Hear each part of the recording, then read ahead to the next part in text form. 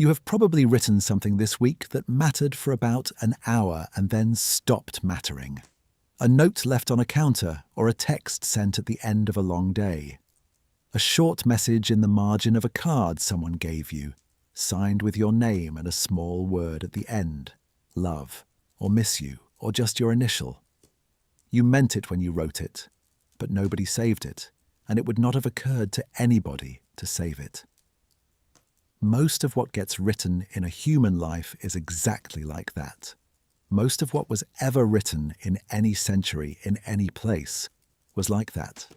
There is a story tonight about one short message that was the same kind of note, an invitation to a birthday celebration, dictated to a household scribe by one woman, and addressed to another, with a few extra lines added at the bottom in the writer's own hand. The first part was formal.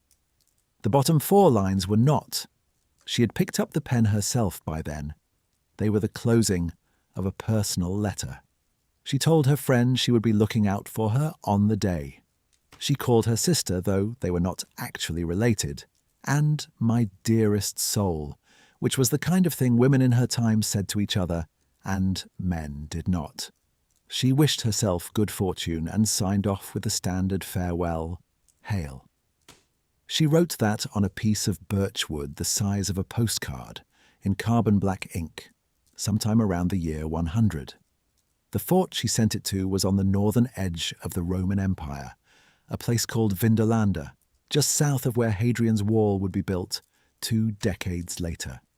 The friend it was sent to received it, and kept it, through the rest of her life at the fort, through her family's transfer when the cohort her husband commanded left Britain a few years afterward, and then through a long accident of weather and waterlogged soil for 1,873 more years. It was found in March of 1973. The 4 lines at the bottom right are still readable. They are, as far as anyone has been able to determine, the oldest surviving example of writing in Latin by a woman, anywhere in the empire, anywhere in the world. The woman who wrote them was called Claudia Severa. She was, by the standards of her time, an ordinary person, not a queen, not a poet, not someone whose name appears in any history book.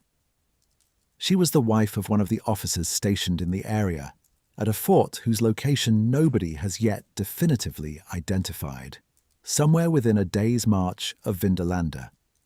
The friend she wrote to was called Sulpicia Lepidina, and Lepidina lived at Vindolanda itself, in the commander's house, with her husband and her children, and the household around them. The 2 women called each other sister, although they were not actually related by blood. The note was an invitation to a birthday on the 11th of September. Tonight, the note, the 2 women, the 4 lines, written by hand at the bottom right corner of a piece of wood that has been read perhaps a few dozen times in the entire span of its existence.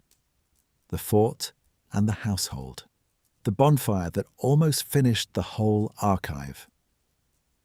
The morning in 1973, when an archaeologist named Robin Burley pulled 2 oily wood shavings out of a trench in northern England, watched the writing on them turn black before he could read it.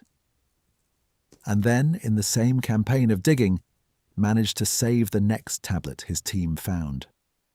If what you're listening to feels worth being made, the subscribe button does more for a channel like this than almost anything else. And in the comments tonight, a question. The smallest piece of writing you've ever kept from someone you cared about. A note, a card, a line in the margin of a book. You don't have to share what it said. I read the answers, and they make me think about how strange it is that most of what we write, we do not save. Now get a little more comfortable. Severa's note has lasted 19 centuries. It is in no hurry tonight. The morning was cold in the way that only late March in Northumberland can be cold. The wind off the Pennines, the standing water in the trench, the early spring damp that settles into the bones of anyone who has been kneeling on the same ground since before dawn.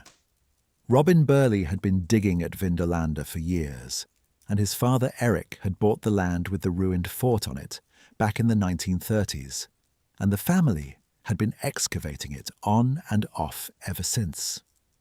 There was nothing unusual about the morning, nothing in particular that anyone was expecting to find. He had been working a deep drainage trench at the southwest corner of the stone fort, about 4 meters down, in the layer where the timber forts of the late 1st century lay buried under centuries of later rebuilding. The site was famously wet, and the Burleys had spent decades fighting the groundwater. The wet was also the reason anything organic survived there at all. The soil, deep enough down, had no oxygen in it, and the bacteria that should have eaten the wood and the leather and the textiles over nearly 19 centuries could not get at them. Almost no Roman wood survives in the rest of the empire. At Vindolanda, because of a chemical accident of soil and rainfall and elevation, wood does. He took a break, and that is the part of the story that, by his son Andrew's later account, sometimes gets passed over. Robin was sitting at the edge of the trench, not actively digging, when he picked up what he thought were 2 thin, oily shavings of wood, the kind of thing that turns up in any soil with old timber buildings in it. Plant matter, more or less. He rubbed them between his fingers, the way you might rub a dry leaf to break it apart. They came apart cleanly, 2 halves of something flat that had been stuck together in the wet, and there was writing on the inside. That is the part of the story that almost everybody who has heard of the Vindolanda tablets has heard. The 2 oily fragments, the shock of seeing ink on wood. Burley wrote later that he doubted he would ever, in the rest of his working life, feel that particular kind of shock again. The first sight of ink hieroglyphs on tiny scraps of wood, as he put it, in a place where nobody had told him that ink on wood from the Roman Empire could possibly survive. What is less often told is what happened in the next few minutes. Nobody had ever found anything like this before anywhere in Britain, and nobody had developed a method for preserving them. Burley took the fragments out of the trench, and the wood, having spent something like 1,875 years sealed in waterlogged anoxic peat, came into contact, for the first time since the late 1st century, with the open air of a March morning in 1973. The ink began to oxidize, and the wood darkened in his hands. Within a few hours, the writing was no longer readable. Within a day, the fragments looked like any other small, dark pieces of organic debris pulled out of a peat bog. What they had said, in Latin, in somebody's handwriting, on the day they were written sometime around AD 90, that was gone. Nobody knows what was on the first Vindolanda tablet. Whatever the first piece of writing pulled out of that soil happened to say, somebody's account book, somebody's birthday note, somebody's complaint about the weather, somebody's letter to a relative 400 kilometers away in another fort. There is no recovering it now. The wood is in storage somewhere, but the writing is gone.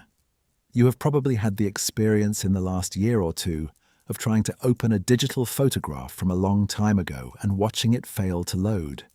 The file is corrupted, or the format has been retired, or the cloud service has shut down without warning. The image was in your possession, and now it is not, and there is no version of you who can ever see it again. The first Vindolanda tablet was the same kind of loss, except that the file was a piece of birch wood, and the photographer had been dead for 1900 years before Robin Burley pulled it out of the soil. His team kept digging, and they were more careful with the next ones. Within days they had improvised a working method: get the tablets photographed in infrared as quickly as possible before the wood oxidizes.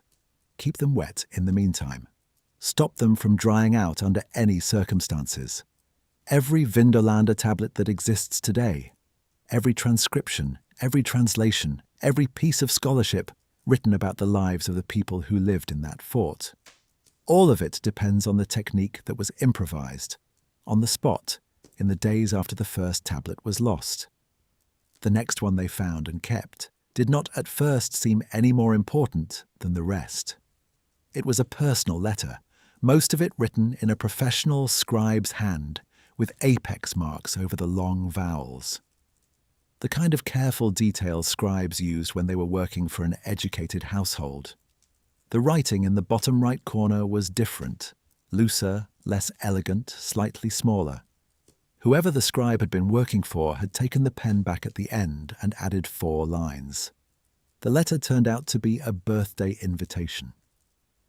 The 4 lines were short enough that you could read them aloud in 20 seconds, and they have been read aloud, in one form or another, by tens of thousands of people in the half-century since they were dug up. They are not famous in the way that an emperor's last words are famous, or a poet's first stanza. They are famous because of where they sit on the wood, and who put them there, and what the act of putting them there meant in a world that very rarely preserved any direct record of women's voices at all. The body of the letter, the part written by the scribe, was a perfectly conventional Roman invitation. Date given by the standard Roman reckoning, 3rd day before the Ides of September, which converts to the 11th. A request that the addressee come for the writer's birthday. The standard polite phrasing that the day would be made more pleasant by the friend's presence. Greetings to the friend's husband, and a note that the writer's husband and small son sent their own greetings as well. All of that was dictated. Severa had told the scribe what she wanted the letter to say, and the scribe, almost certainly an enslaved member of the household, trained in formal Latin cursive, had produced an elegant, well-spaced text in the kind of handwriting that any educated Roman would have recognized as professional. And then, at the bottom right, in the white space below the scribe's last line, the handwriting changed. The new hand was smaller and the letters were less consistent, and it used a slightly different style of pen stroke. It said, in Latin, that she would be expecting her friend. It addressed her as sister. It called her anima mea, my soul, and carissima, dearest one. It wished prosperity and ended with the standard salutation, hail.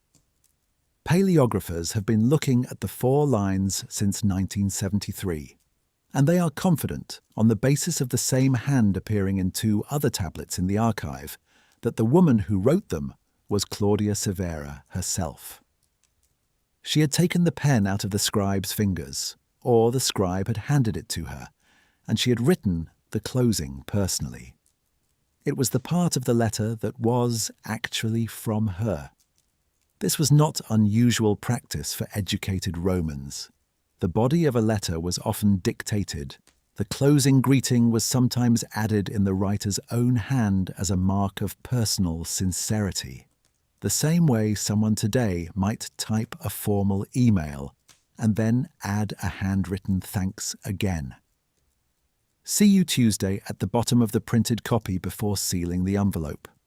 What is unusual is that the writer here was a woman and that the 4 lines have survived. Almost no Roman women's writing has survived in the writer's own hand. There are a few papyrus fragments from Egypt. There are graffiti scratches on walls in Pompeii that may have been done by women, but are mostly not signed. There are inscriptions commissioned by women, but commissioned inscriptions are not the same as physical writing. The woman dictates, the carver carves, and the carver is almost always male. What you can hold in your hand from the entire Roman Empire that was actually written by a woman, on the surface where she wrote it, with her own ink and her own pen, is, as far as anyone has yet established, Claudia Severa's 4 lines, plus a fragment of a closing she added to a second letter, plus the closure of a third, fragmentary letter where the same hand appears. The 4 lines together, then, are not just a short personal greeting between friends. They are, in physical terms, more than half of the surviving evidence for what Roman women's handwriting actually looked like. The most striking thing about them, from a linguistic point of view, is the vocabulary Severa chose to use. She called Lepidina soror, sister, although the two of them were not related. Severa was a Claudia from the gens Claudia, an old Roman family. Lepidina was a Sulpicia from the gens Sulpicia, an entirely different family. Their husbands had different backgrounds. Severa's husband was an alias, possibly a man whose family had been granted Roman citizenship under the Emperor Hadrian's grandfather. Lepidina's husband was a Flavius, from a Batavian family from the Rhine Delta, granted citizenship a generation earlier under the Emperor Vespasian. There was no biological connection between Severa and Lepidina, and there is no evidence in the surviving record of any connection by marriage. Sister was the language they used for each other because of how close they were. The Roman use of soror between unrelated women is well documented across the surviving Latin literature. It appears in poems, in inscriptions, in plays, in letters. It was the standard term women used for the closest female friendships of their adult lives. The kind of friendship that was deeper than acquaintance, that carried obligation and affection in roughly equal measure, that made one woman's birthday matter to the other in a way it would not have mattered to a more distant connection. You would not call a casual friend soror. You would call someone who, if you were ill, would come and sit with you.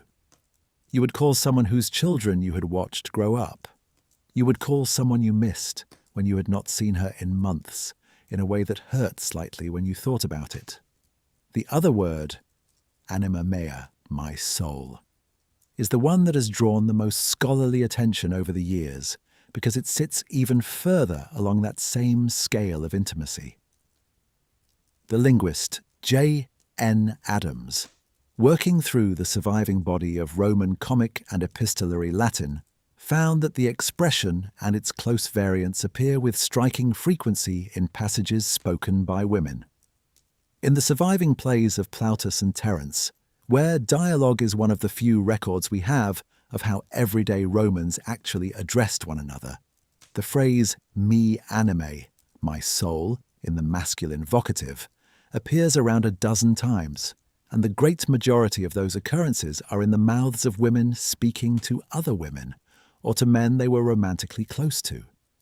Cicero, who otherwise wrote in a fairly unsentimental register, used mea anima a couple of times, both times to women in his own family. The pattern is not absolute, and male writers do use the term, but the weight of usage is on the female side. It was, in surviving Roman Latin, something close to a marker of female speech, a word that women said to each other, and that men, on the whole, said less. There is a recognizable equivalent in modern English, and in modern speech in many other languages. The small endearment that one woman uses to another, casually and without self-consciousness, that men who have not been trained into it find slightly awkward to use the same way. Babe, love, darling, honey, sis. Any woman who has ever been on the receiving end of one of those words from a close female friend will recognize the gesture without needing it explained. Severa was using the equivalent in her own language, in 100 AD in handwriting, on a piece of birch wood at the bottom of a letter, to a friend who lived a day's march away on the same frontier. The third word, carissima, dearest, is conventional, but the spelling is slightly old-fashioned. The standard Latin word for dear was carus, with a C. Carissima with a K was the older, more formal spelling, the kind of detail that a careful Roman writer might use to add a small, archaic warmth to an ordinary endearment. It is a small flourish, the kind of thing somebody who had read poetry in childhood might do without thinking about it. Putting the 4 lines together, what Severa wrote in her own handwriting, after the scribe had finished. I'll be expecting you, sister. Goodbye, sister, my soul, may I prosper, dearest one. Hail. The Latin word order is more compressed than English can quite reproduce, and the rhythm of the original is shorter, more like the rhythm of a quickly jotted note than a formal sign-off. It reads, in the original, the way the closing of a long text message reads in 2026.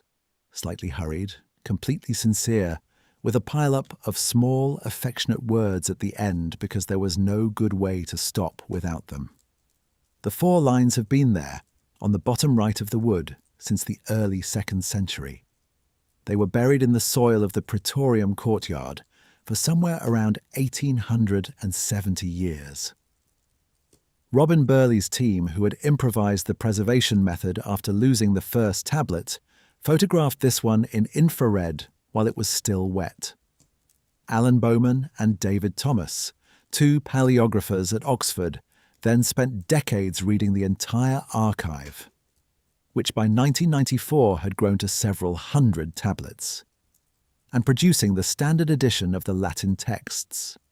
They published tablet 291 with Severa's invitation in a critical edition with full commentary, including the linguistic analysis of anima mea and the identification of Severa's hand. The British Museum acquired it in 1986. It has been on display with a few interruptions in the Roman Britain Gallery ever since. The friend it was sent to, the woman addressed as sister, the woman called my dearest soul, lived in the commander's house at Vindolanda.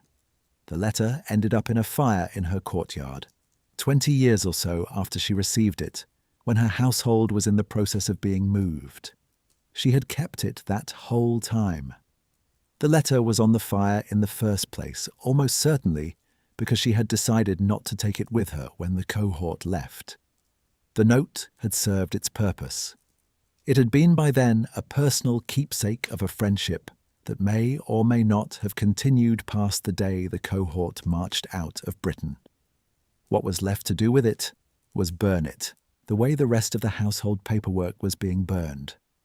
The fire went out, and the friend, whose own life left far less direct evidence in the archive than her friend Severa's 4 lines, becomes the subject the moment the document is opened. If you stand on the line of the Stane Gate today, the Roman road that ran east to west across the narrow waste of northern Britain, from the mouth of the Tyne to the Solway Firth, you are walking on something older than almost anything else still in use in the country. The road was laid down in the late 70s of the 1st century under the governorship of a Roman general named Agricola, as part of the consolidation that followed the conquest of the Brigantes and the brief, uncertain push into Scotland. The Romans built it the way they built most of their major roads, a graded base of compacted gravel, drainage ditches on either side, paving stones in the most exposed sections, milestones at regular intervals. Most of it has been gone for centuries, ploughed away or sunk into the fields, but a few stretches survive as minor country roads, and one of those stretches, a few miles long, between Fourstones and the modern village near the Vindolanda site, is still drivable. The bend it takes around the higher ground is the same bend the Roman engineers laid out almost 2,000 years ago. Severa, on the day she sent her invitation, was somewhere on this road or close to it. The frontier of the Roman Empire ran along the Stane Gate at the time, 20 years before Hadrian's Wall would be built a few kilometres to the north, and the forts that guarded the road were placed at intervals of one day's march, the way the Roman army placed forts along any active frontier. Vindolanda was one of those forts. The fort Severa lived in was another. The two of them were within easy correspondence range of each other, and they were close enough that a household visit was possible in a single day.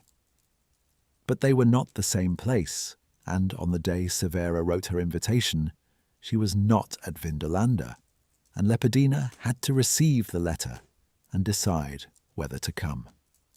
The first thing the surviving evidence does not tell us is exactly which fort Severa was writing from. There are two leading candidates, and the scholarly literature has gone back and forth on them for several decades. The first candidate is Coria, the modern town of Corbridge, 13 Roman miles east of Vindolanda along the Stainer Gate. Coria was a major junction of the Roman road network, where the east-west Stainer Gate crossed Dare Street, the road that ran north into Scotland and south to York. It would have been a reasonable posting for an officer of equestrian rank, and Severa's husband, alias Brocchus, does seem, on the basis of his surviving correspondence, to have commanded a significant unit. Some readings of the second letter Severa wrote, the longer one where she discusses asking Brocchus's permission to travel, suggest that Coria was either the home base or the destination of the journey she was discussing. The geography would work. The journey would take a long day on foot, less on horseback, and it would have been within the practical range of social visiting that the surviving correspondence between officer households on this frontier seems to assume. The other candidate is a place called Briga. Briga is mentioned in Severa's second letter. She says near the end that she will be remaining there or stopping there, and the name is a Celtic word that simply means hill. It is one of the most common place names in the Celtic world, and there are dozens of possible Brigas across northern Britain. The leading guess, advanced by the Roman historian Anthony Burley in his work on the Vindolanda correspondence, is that Briga was a small fort at Kirkbride, on the Solway side of the frontier, somewhat further west of Vindolanda than Coria was east. There is no inscription naming the place, no fort ruins that have been positively identified as Briga, and the linguistic argument is partly a process of elimination. The honest situation is that Severa's home address, in modern terms, has not been recovered. The fort that produced one of the most famous personal letters of the Roman Empire, the letter that gave us the oldest physical trace of a Roman woman's handwriting, is somewhere in the Northumbrian or Cumbrian landscape, almost certainly within 30 miles of Vindolanda, and almost certainly under the soil somewhere people walk every day without thinking about it. The most studied document of the Vindolanda archive is, in this one respect, anonymous about its origin. What can be said with reasonable confidence is what the journey between the two forts looked like, regardless of which fort Severa was leaving when she came. The Staingate, unlike the famously straight Roman roads of the imperial heartlands, was an unusually winding road by Roman standards. The engineers who laid it out had decided, contrary to the more common Roman practice of driving a road straight through any obstacle the surveyors encountered, to follow the easier gradients of the landscape, to weave around the steepest hills rather than cutting through them. The reason was practical. This was a working frontier with supply wagons going east and west all the time, and a road that punished the draft animals on every climb would have been a road that broke down its own supply chain. The result is that the Staingate, more than most Roman roads, takes its direction from the ground it sits on.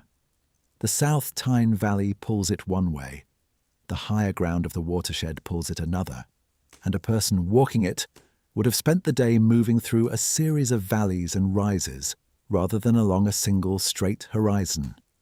The weather in early September would have been unsettled.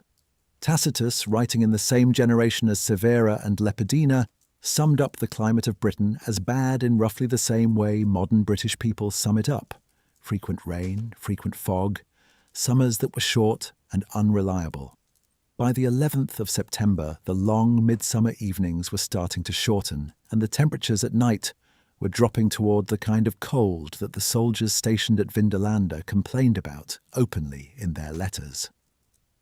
There is one tablet in the archive, a business letter from a man called Octavius, in which the writer apologizes for not having travelled to collect some hides and a wagon, on the grounds that he did not want to be cruel to his draft animals while the roads were as bad as they were. Even in a frontier where road maintenance was a basic military priority, The surface in autumn became something a Roman traveller could write home about. If Severa came to Vindolanda for her birthday, and there is no record of whether she did, although the evidence of the second letter suggests that visits between the two households were a regular feature of the women's friendship. She would have been making the journey on the kind of day that any modern person who has driven the road between Newcastle and Carlisle in early autumn would recognise.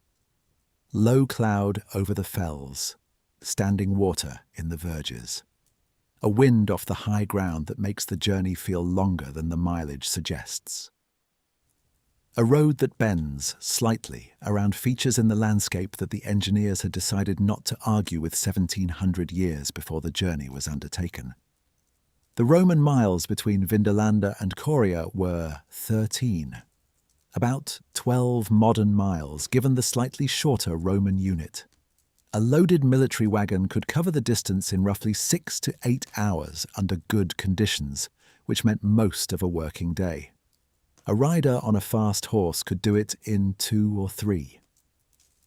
A woman travelling with a household escort on the kind of mixed transport arrangement that an officer's wife would have used, a carriage on the road, attendants on foot, slaves walking alongside, would have taken most of the daylight hours, with the calculation of when to leave and when to expect to arrive being a matter of daylight and weather and the condition of the road.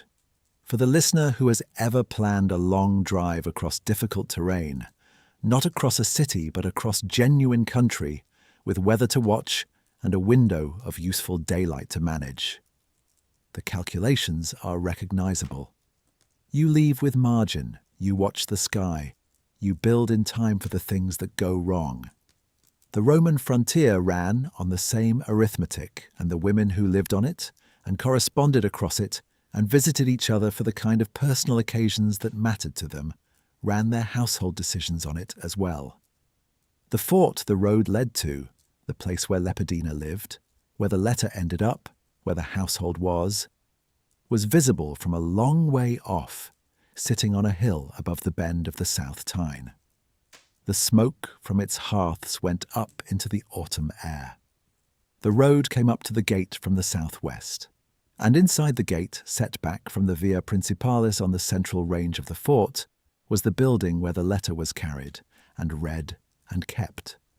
The commander's house at Vindolanda was, in its essential design, a building that did not belong to the place it was sitting in. It was a Mediterranean atrium house, the kind of dwelling that wealthy Romans had been building around the inland sea for several centuries by the time it was put up at the edge of the empire, with the rooms arranged around an internal courtyard so that the household could move between shaded colonnades on one side and direct sun on the other, depending on the hour of the day. In Italy or southern Gaul or coastal Spain, this was a sensible plan for a hot climate. In Northumbria, where direct sun was a rare event and the rain came in horizontally most weeks of the year, it was a building that imported its own assumptions about weather along with its blueprint and let the actual climate sort itself out around the edges. The Roman officers who built and rebuilt the praetoria along the northern frontier did not adapt their design philosophy to the place they were posted. They installed hypocausts, subfloor heating systems, fed by a furnace at one end of the building, which sent hot air through a network of channels under the tiled floors and up the walls.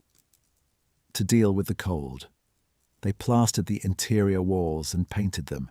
They imported the wine and the olive oil and the fish sauce and the pepper they were used to eating with. The praetorium at Vindolanda, in other words, was an attempt to live a Roman life in a place where the soil was peat, the wood was birch, the local people spoke Brittonic, and the rain fell roughly 200 days a year. It largely succeeded. The building Lepidina lived in was the third version of the praetorium on that exact spot, rebuilt around AD 97 when the 9th cohort of Batavians arrived to replace the previous garrison. The archaeology of Period 3, the technical name the Vindolanda excavators have given to the years of the Batavian occupation, between approximately 97 and 104, has been worked over by 3 generations of the Burley family, and the picture that has emerged from the excavated rooms is detailed enough that, with some care, the household can be walked through. The principal living quarters of the family, the rooms where Cerealis and Lepidina and the children actually slept and ate and entertained, are mostly inaccessible because the foundations of the later stone fort were built directly on top of them, and reaching them would mean dismantling the visible later structure. What has been excavated is the southern part of the central range, including the kitchen wing on the west side. The kitchen itself was a small room, about 3 meters square, with 2 bread ovens built into the walls and a rubbish pit in one corner. Several writing tablets relating to its operations were found in that pit, which is the kind of detail that gives a domestic archaeologist almost more information than they can absorb. The kitchen had its own scribal office attached, a long, narrow room about 7 meters by 2.5, where the slave who handled the household accounts kept the records of what came in and what went out. The storeroom next to the kitchen had a wooden floor that, when it was excavated, turned out to be a recycled tabletop. Somebody had taken a broken wooden table and laid it flat, planking side up, to give the storeroom a clean surface. That kind of household frugality on the part of a senior Roman officer's family is the small detail that does more to make the praetorium feel like a real working house than any larger description. What the kitchen produced on the basis of the surviving accounts was a diet that was roughly what an upper-middle-class Roman family in any province of the empire would have expected to eat. The Vindolanda tablets, taken as a whole, mention 46 different foodstuffs by name. The accounts that come specifically out of the praetorium include a long record, kept over more than 2 years, of the supply and consumption of poultry, chickens and geese, in numbers that ran to the dozens at a time. There is a particularly detailed shopping list, tablet 302, addressed to or from the household, that itemizes an order including bruised beans, 20 chickens, 100 apples if you can find nice ones, between 1 and 200 eggs if they are for sale at a fair price, 8 units of fish sauce, and a measure of olives. The fish sauce was liquamen or muria, the fermented fish-based condiment that was the soy sauce of the Roman world, used in almost every sauce-based dish. The olives were imported from somewhere in the Mediterranean, Iberia, southern Gaul, North Africa. The wine was imported. The olive oil was imported. The pepper, when it appeared in household accounts, was from the Malabar coast of India, traded through Egyptian Red Sea ports, shipped across the Mediterranean, carried overland through Gaul, and brought up the Roman road network to a frontier fort in northern Britain. The pepper is the detail that probably belongs at the front of any honest description of the praetorium kitchen, because it is the one that most directly contradicts the picture of frontier life that the word frontier tends to summon. Black pepper in the early 2nd century AD was a luxury good that travelled approximately 7,500 kilometres from where the plant grew to where it was eventually ground into a sauce on Lepidina's table. The supply chain that delivered it was one of the longest commercial networks the ancient world produced, running through monsoon-dependent shipping in the Indian Ocean, customs houses at the Red Sea ports, and the great granaries of Alexandria, and the fact that some of it ended up in the kitchen of a fort south of Hadrian's Wall, is the kind of fact that, once it is in the listener's head, is hard to dislodge. What you would have smelled walking into the praetorium kitchen on the morning Severa's letter arrived was bread baking in the small ovens, smoke from the hypocaust furnace working its way up the wall channels, and, depending on what the slave cook was preparing for the household, possibly the warm, dry scent of pepper being ground in a small bronze mortar. The walls were plastered. The floor was tiled where it was not wooden. The doorway opened onto an internal corridor that connected to the rest of the household, including the rooms where the family lived, the rooms where the slaves slept, and the central courtyard where, in summer, the household might have eaten outside. The other thing the praetorium contained, in quantities that have surprised every modern scholar who has studied them, was shoes. The Vindolanda site has produced something over 7,000 individual leather objects from its various excavation seasons, most of them shoes, and the collection is now the largest assemblage of Roman leather from anywhere in the empire. The numbers come out of the same waterlogged anaerobic soil that preserved the writing tablets. The leather, like the wood, did not rot the way it would have in any drier site. Within that collection, the praetorium and its surrounding deposits have produced a particular subset: smaller shoes that fit children, lightweight indoor footwear, fine work suggesting wealthy ownership. One delicate woman's slipper, made of soft leather with vine leaves and small cornucopia shapes tooled into it, carries the maker's mark of Lucius Ebutius Thales, a Gallic shoemaker whose other work is not known. The slipper was found in the praetorium itself, and it is small enough and fine enough that the consensus among the archaeologists who have studied the collection is that it most plausibly belonged to Lepidina herself. Most other objects in the praetorium had a generic ownership.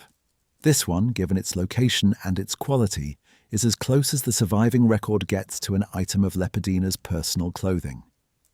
The shoes also include children's footwear, multiple pairs, in sizes that match the age range of young children and older children growing through several years.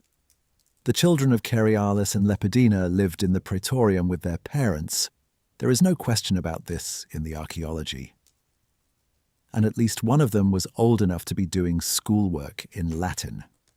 Among the writing tablets recovered from the praetorium is one that has, on the back of an unfinished private letter, a complete line from the 9th book of Virgil's Aeneid. The line in question reads, roughly, meanwhile, winged rumour, flying through the anxious town. It is not a famous line. It does not come from one of the celebrated set-piece passages of the poem. And the handwriting in which it has been copied is described by the editors of the Vindolanda tablets as good, but somewhat degenerating, the kind of handwriting a child or a younger student might produce when trying to imitate a teacher's careful letter forms. The most plausible interpretation is that one of the children of the household was practicing Latin penmanship by copying lines out of a physical text of the Aeneid that was available in the praetorium. This last detail is one that takes a moment to absorb. A copy of Virgil, physically on something one could read, was sitting in a household at the northern edge of the Roman Empire, available for a child to copy from for handwriting practice. The image of Roman frontier life as a place of austere military barracks and hard-bitten soldiers in animal pelts, which is partly a real picture of the auxiliary troops housed in the cohort barracks outside the praetorium, falls apart when applied to the commander's family inside it. Lepidina's children were doing their copying from one of the most important poems of the Roman literary canon, in a house with underfloor heating, wearing fine leather shoes, eating dishes seasoned with pepper from South India. This was the household that received Severa's letter on a day in early September, and the household where, somewhere, the wooden diptych was kept among the personal papers of the woman who had been called sister in it. We do not know exactly where in the praetorium it was stored. We do know, from the bonfire deposit that survived in the southwest courtyard, that when the household eventually had to dispose of its accumulated paperwork, the letter ended up among several hundred other documents on the fire that the slaves had been ordered to light. That fire is still some years in the future, on the day the letter arrives. For now, on the 11th of September, around AD 100, in a rebuilt timber praetorium on the central range of a Roman fort in the north of Britain, an officer's wife called Sulpicia Lepidina is reading a wooden diptych that has just been brought to her by a courier. And, somewhere in the same household, one of her children is practicing handwriting from a copy of Virgil, while a slave grinds pepper from India for the evening meal, and the rain, almost certainly, is coming in across the fells. The word Severa used in the dictated body of her letter for the kind of day she was inviting Lepidina to was solemnis. Latin is a language with several different words for celebration, each with its own register, and the choice between them is the kind of detail that tells you how the writer thought about what was being celebrated. Solemnis is not the word for a casual gathering. It is not the word a Roman would have used for a dinner party, or a name day in the way modern Catholic countries celebrate name days, or a birthday in the way the modern Anglophone world tends to celebrate birthdays. Solemnis meant ceremonial, solemn, performed in accordance with the proper religious forms.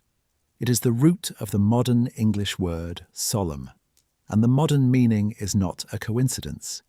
It is the same word with the same weight, slightly worn down by 2,000 years of usage. Severa, in other words, was not inviting Lepidina to a party in the sense the word usually carries today. She was inviting Lepidina to a religious occasion that happened to fall on her birthday, and that the household would mark with a meal and the company of friends afterward. The party was the secondary part. The ceremony was the reason the day mattered. The reason it was a ceremony at all was that Roman religious thought attached a specific kind of divine attention to the day a person had been born. Every adult Roman was understood to have a personal, protective spirit, a divine presence that had been with the individual since birth and remained with them throughout life. For a man, the spirit was called the genius, a word that originally meant something like the begetter, the spiritual force that had brought the person into the world and continued to sustain them. For a woman, the equivalent spirit was called the Juno, named after the senior Roman goddess Juno, who was understood as the divine archetype of the protective female spirit and was honored at every individual woman's birthday. This was not, in Roman thought, a metaphor. The Juno of a particular woman was understood to be a real spiritual entity, present with her at all times, deserving of honor on the day that marked her arrival in the world. On her birthday, she was expected to make an offering at the household shrine, usually a small offering of wine, incense, or food, and to pray for her own continued health and prosperity in the coming year. Her family and close friends, joining her for the day, were expected to do the same on her behalf. The structure of the celebration, in other words, was a small piece of household religion, conducted for the woman whose day it was, with the meal afterward as a kind of communal meal in honor of the spirit being recognized. The word solemnis carried all of this.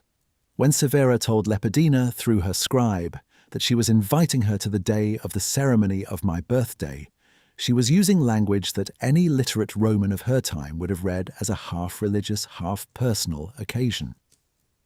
Some scholars have noted that the closing of Severa's own 4 lines, "The wish as I hope to prosper," sits in the same religious register, since prosper in this context is the standard Roman language for the kind of personal flourishing that the protective spirit was supposed to ensure.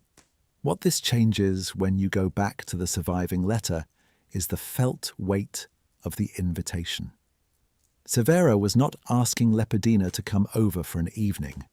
She was asking Lepidina to be present for a moment that, in Severa's religious universe, was annual and important and observed by the spirit that watched over her. The presence of a close friend on that day was not a social nicety. It was the kind of thing that, if it could be arranged, was supposed to be arranged. The ritual structure of the day, as far as it can be reconstructed from a combination of literary references and inscriptional evidence, was relatively consistent across Roman households of the period. The morning was when the offering at the shrine was made, usually fairly early before the day's other business began. The shrine in question was the lararium, the small household altar that almost every Roman house contained, dedicated to the family's protective deities and to the spirits of departed ancestors. On a birthday, the offering at the lararium was specifically directed to the personal spirit of the day, the Juno in Severa's case, and would have included incense, possibly a libation of wine, and possibly a small cake made with honey and nuts. The offering itself was brief, the prayer was short, the ritual content of the morning, by modern religious standards, was extremely modest. What followed was domestic. Family members and close friends, if they were present, exchanged small gifts, usually modest, sometimes symbolic, sometimes practical. Money was a perfectly acceptable gift, and the surviving inscriptional record includes several examples of patrons sending small sums of cash to clients on the latter's birthdays as a kind of yearly remembrance. Books were given and were apparently a common enough birthday gift that the Roman jurist Censorinus in the 3rd century sent his patron a treatise titled De Die Natali, on the birthday, as the man's birthday present that year. The treatise still survives, and it is partly a scholarly discussion of the religious significance of the day, and partly an extended birthday card from a writer to a patron. The meal in the evening was the social part of the day. Friends gathered, the woman whose day it was acted as the host. The meal was somewhat more elaborate than usual without being extravagant, and the conversation was warm.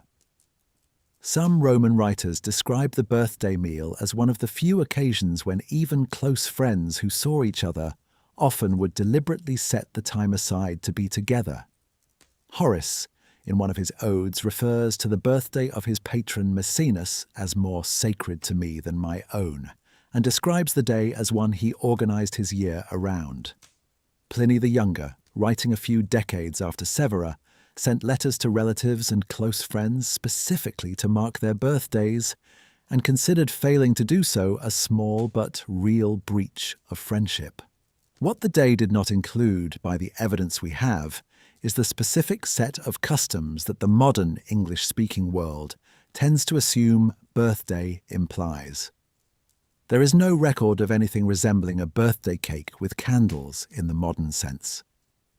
The convention of lit candles on a sweet-baked good as the centerpiece of a birthday celebration appears in the historical record more than 1,500 years later in early modern Germany, and the song that accompanies it in modern English is from the late 19th century. There is no surviving record of birthday wishes being sung. There is no record of a child's birthday being treated as an especially significant event, distinct from an adult's. Roman children's birthdays were observed, but with much less formal apparatus than adult ones, and the practice of structuring a child's birthday as a children's party with games and entertainments is again much later. The Roman birthday was an adult occasion, and an adult woman's birthday was structured around the religious rite, the gift exchange, and the meal. What it would have meant, then, for Lepidina to receive an invitation to Severa's Solemnem Natalem, the ceremonial day of her birth, was to receive an invitation to be present at a small, religious domestic event, in which the friend whose day it was would mark a year of continued life under the protection of her Juno, and would do so in the company of the people closest to her. The ceremonial part would have taken minutes.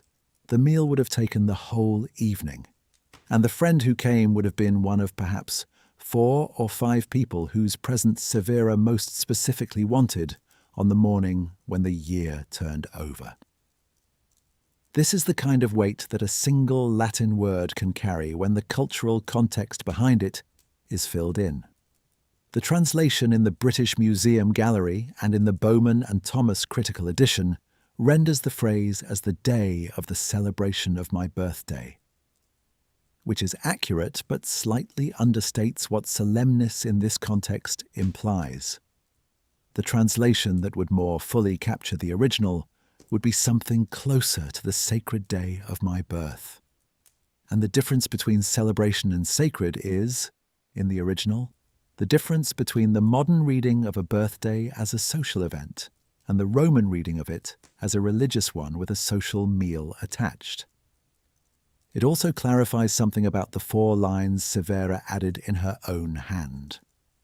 The closing wish, "May I prosper," is the same wish she would have spoken at her own household shrine the following morning, asking her Juno for continued protection in the coming year.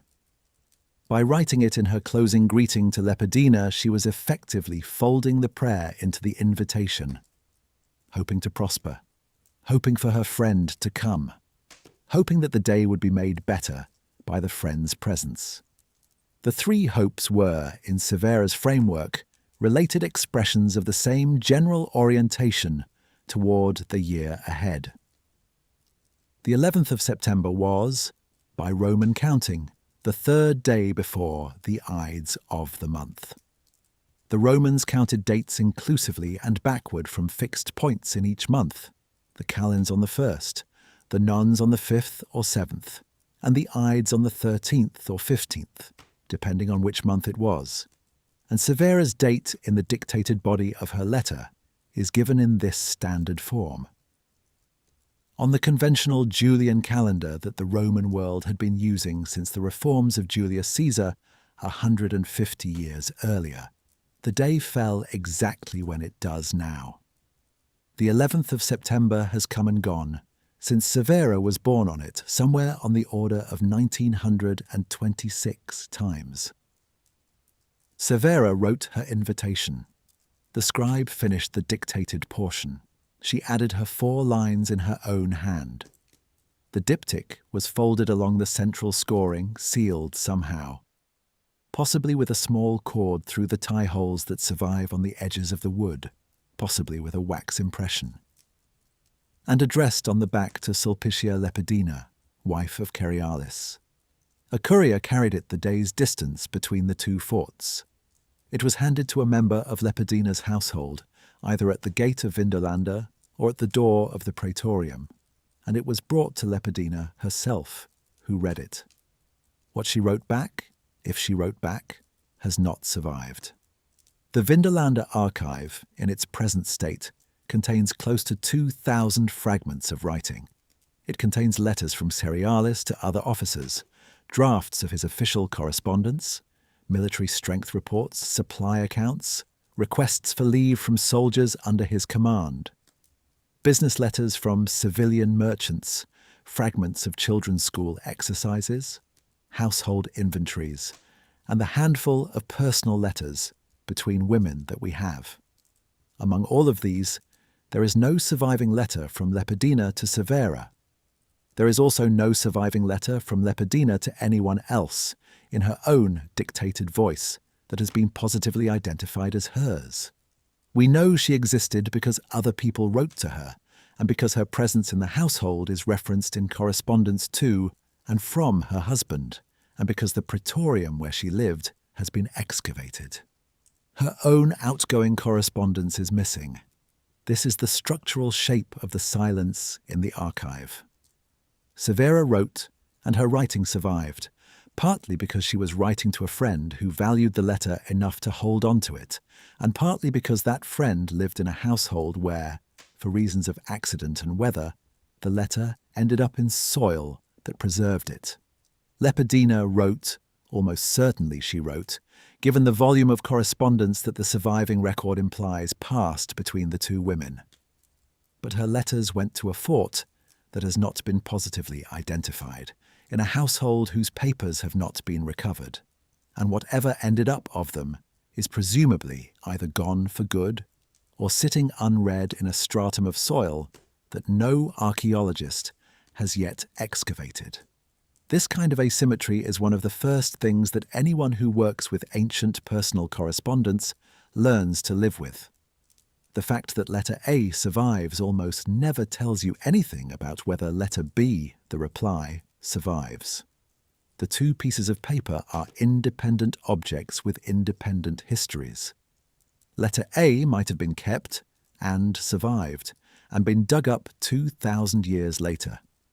Letter B might have been thrown away within the year, or used to start a fire on a cold evening the same winter, or carefully filed and then lost when the household it was filed in moved to a different fort and was sacked 20 years later by an enemy nobody recorded.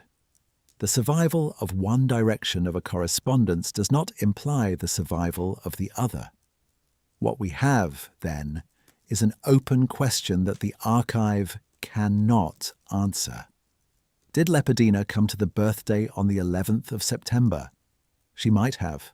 The journey was practical for her if the weather was reasonable, and the second letter from Severa makes clear that visits between the two women were a regular feature of their friendship.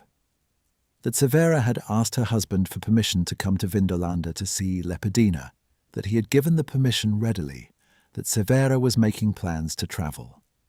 The fact that Severa had to ask in the first letter that survives discussing the matter suggests that travel between the forts was something both households organized rather than something that happened spontaneously. The fact that Brockus said yes and that Severa noted he said yes readily suggests that this kind of arrangement was reasonably common between them. If Severa was willing to make the journey to visit Lepidina at Vindolanda, Lepidina was almost certainly willing to make the reverse journey when Severa's birthday came around, and given that the surviving correspondence was conducted between two literate, organized officer-class households on a working frontier, it is more likely than not that Lepidina did make at least some of those visits. Whether she made the specific one to which the surviving invitation was addressed, whether, on the 11th of September, around AD 100, Lepidina arrived at the gate of Severa's fort with whatever attendants she travelled with, and was received and stayed for the meal, and watched her friend make the offering at the household shrine, and exchanged whatever small gifts were given. The evidence is genuinely silent. The record is a single document. The record does not extend to its sequel. Either Lepidina came, or she did not, and either way the day passed and the diptych was kept in the praetorium until the household eventually had to dispose of its old paperwork. What can be said is that the asking happened. The invitation was sent. Severa, on the day she dictated the formal portion to her scribe, wanted Lepidina there enough that she added the 4 lines in her own hand at the bottom. The invitation, regardless of what Lepidina did with it afterward, is a record of the asking, and the asking, in the absence of the reply, is what remains.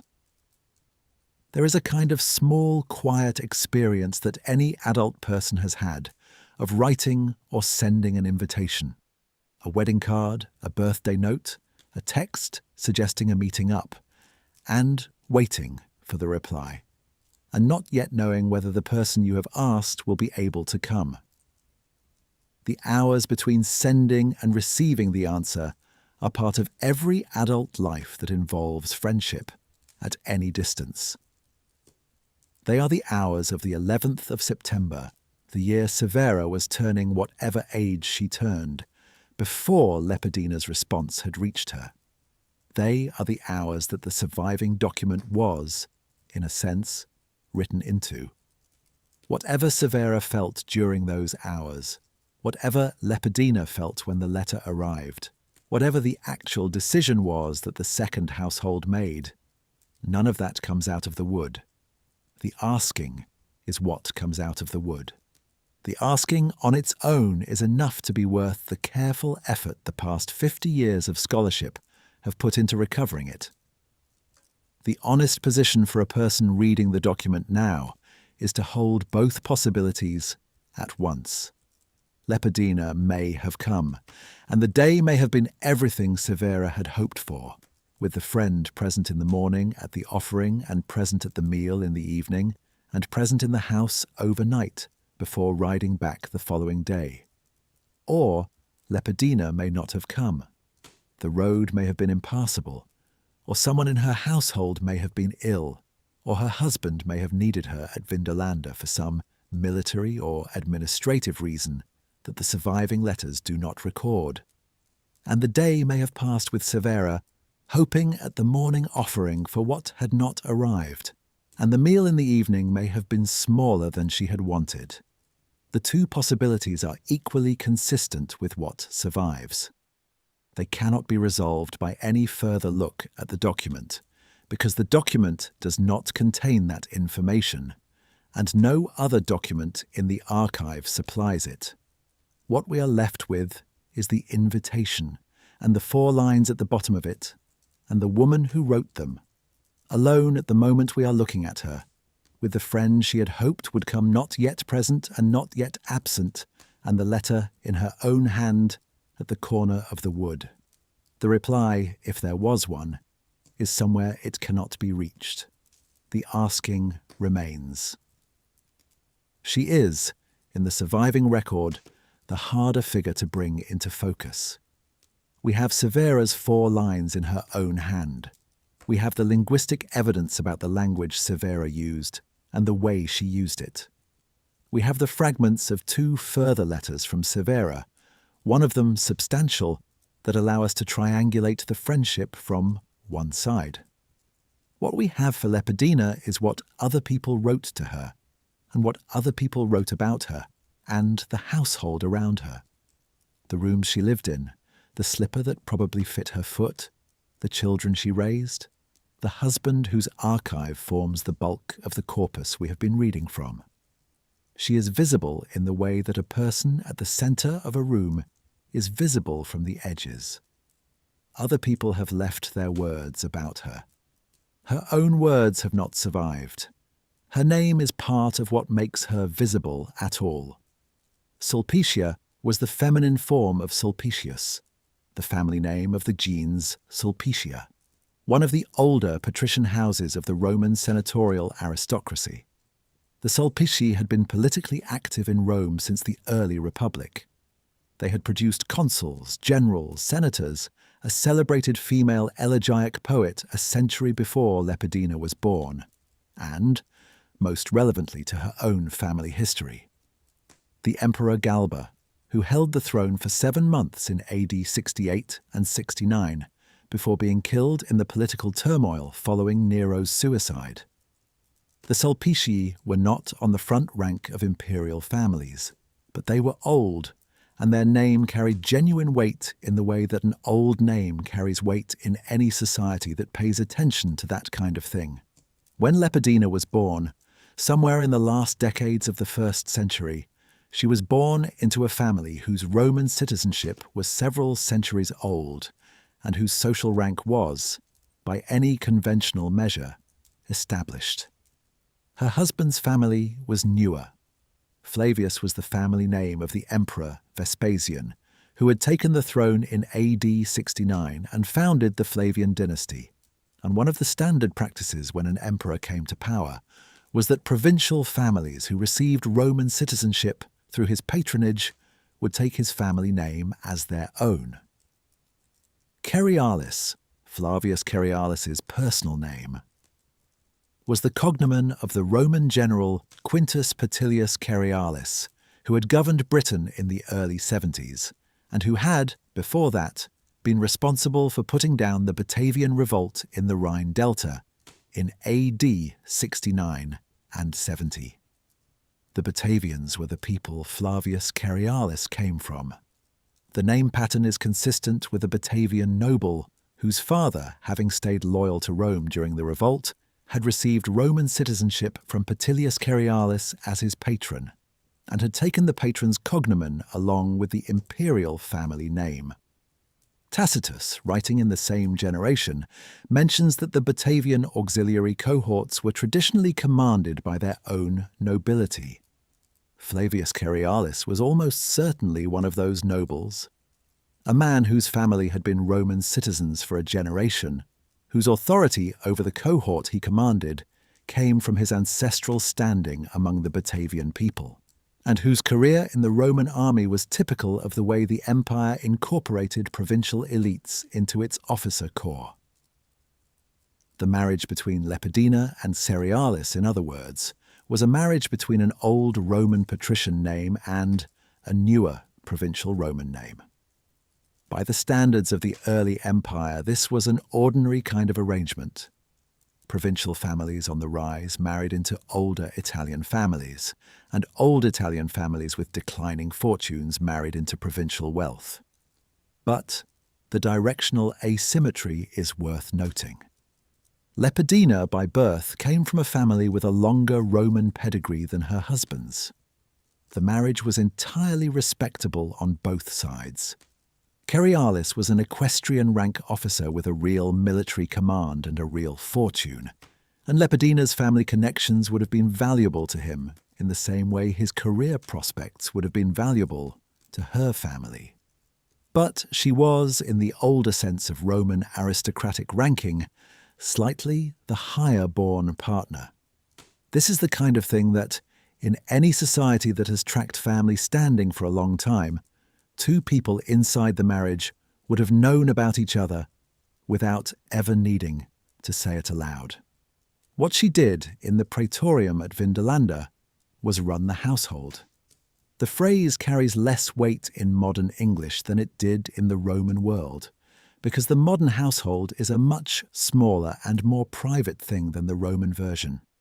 The household of a Roman officer of equestrian rank, posted to a frontier fort, was a working economic unit that included the immediate family, the household slaves who handled cooking and cleaning and laundry and child-rearing, the scribes who kept the accounts, the couriers who carried messages, the stable staff who looked after the horses, and the general administrative apparatus that kept all of this functioning while the husband attended to his military responsibilities.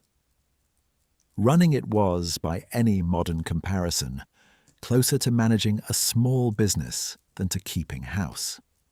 The decisions Lepidina would have made on a regular basis included which slaves were assigned to which tasks, what was bought from the local supply chain, and what was ordered in from further away, how the food stores were allocated across the cooler months when fresh produce was scarce, who was sent on what errands, what gifts were sent to which other households, and which guests were received when. She was also, on the basis of the surviving evidence, a mother. Tablet 291 itself contains the reference to Severa's husband and small son sending their greetings, alias meus, et filiolus salutant. And similar greetings from Severa to Lepidina's children appear in some of the related correspondence. The praetorium has produced multiple pairs of children's shoes in different sizes, suggesting more than one child and more than one age group. There is at least one writing tablet that maybe a draft Cerealis wrote on behalf of Lepidina concerning a household illness, possibly an illness of one of the children. And several tablets in the broader Cerealis archive reference Lepidina as the addressee of greetings or as the household figure to whom polite respects are sent. Together, these references add up to a picture of a woman in her late 20s or early 30s, married for some years, with at least 2 children old enough to be doing schoolwork in the praetorium, running a substantial household at the northern edge of the empire, while her husband attended to the daily work of commanding a 1,000-man auxiliary cohort. The other women whose voices reach her in the surviving record include not just Severa, but at least one other. Tablet 294, partially damaged and difficult to read, is a letter from a woman whose name is not fully legible.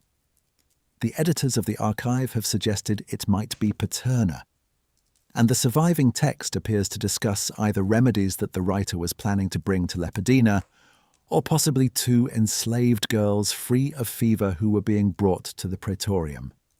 The damage to the wood means the precise meaning cannot be recovered, but the letter is significant because it confirms that Lepidina was the recipient of at least one further woman's correspondence, in addition to Severa's. The picture that emerges is of a household that was part of a network, a frontier-spanning correspondence ring among officer-class women, exchanging letters about social visits, household matters, illnesses, and the practical mutual support that women in any era have organized for one another when separated by distance. What this implies, in the absence of any direct writing from Lepidina herself, is that her literacy was substantial. Roman women of her social class were generally educated to read and write Latin, and the running of a household at her scale would have required the ability to read accounts, write letters of household business, and respond personally to incoming correspondence. The fact that her own letters have not survived does not mean she did not write them. It means only that the letters she wrote went somewhere that did not preserve them. To the unidentified fort where Severa lived, to other officer households across the frontier, to relatives back in Italy or wherever the Sulpici of her particular branch had estates. The papers of those households have not been recovered. Hers are buried with them, wherever they are. She kept Severa's invitation. That much is certain, because the invitation is the thing we have. Whatever else she did with the 4 lines that her friend had written in her own hand, whether she read them once and put the diptych away, or whether she read them several times in the days before the 11th of September and on the morning of the day itself, or whether she carried them with her to Severa's birthday celebration if she went, or whether she returned the diptych to a small storage chest in her own house when she came home that evening. She kept the wood for at least the years that followed, which were the last years of the cohort's posting in Britain. When the order to march eventually came, and the household had to decide what to take with them and what to leave, she did not take the letter. She left it with the rest of the household paperwork to be disposed of by the slaves before the household departed. The slaves built a fire, and the diptych went onto it. This was the standard practice for a Roman officer's family being relocated. Personal correspondence, household accounts, drafts of official letters, notes about the cohort's affairs. None of it was the kind of paperwork you carried 2,000 miles overland to a new posting. You disposed of it before you left. You either burned it, or buried it, or threw it into a deep pit. The disposal was supposed to be thorough. In Lepidina's case, on the morning the household marched out of Vindolanda, it was not. The order to leave came in the spring or early summer of either 104 or 105. The precise date is one of the small, unresolved questions in the chronology of the archive. And it came, like most orders that move a Roman auxiliary cohort, in writing from a higher headquarters somewhere in the southern part of the province. The cohort the order concerned was Cohors Nona Batavorum, the 9th cohort of Batavians, the unit Flavius Cerialis commanded, and the order was that they were to abandon Vindolanda and march to take part in the second of the Emperor Trajan's wars against the Dacians, far to the southeast on the lower Danube. Trajan had already conducted the first Dacian campaign in 101 and 102, with a complicated armistice afterward.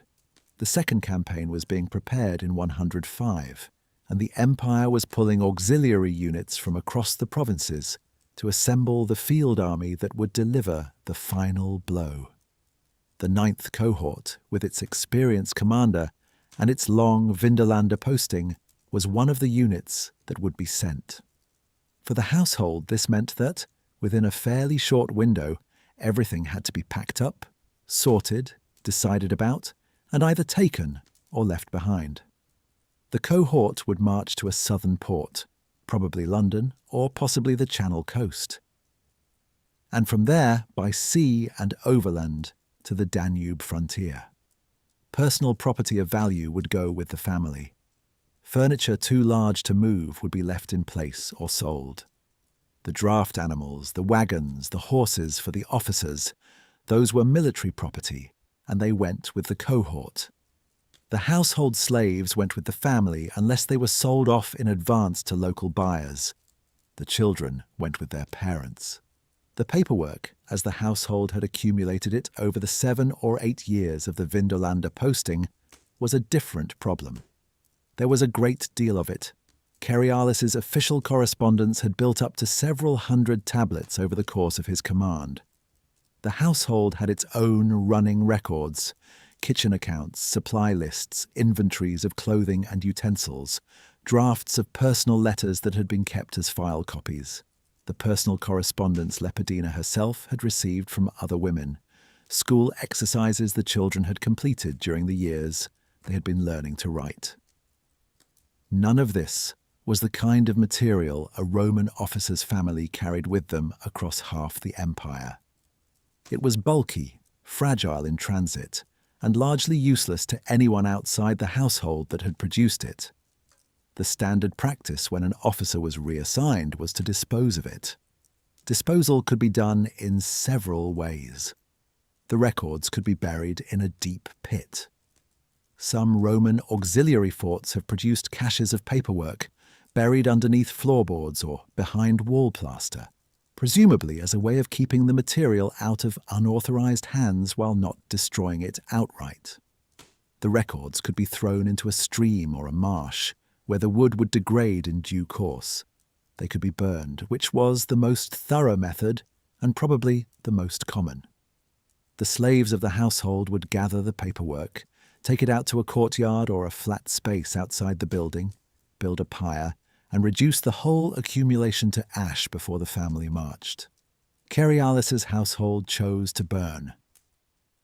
The fire was set in the courtyard immediately outside the southwest corner of the praetorium, the same general area where, somewhere on the order of 1,870 years later, Robin Burley would dig his drainage trench and find the first writing tablets.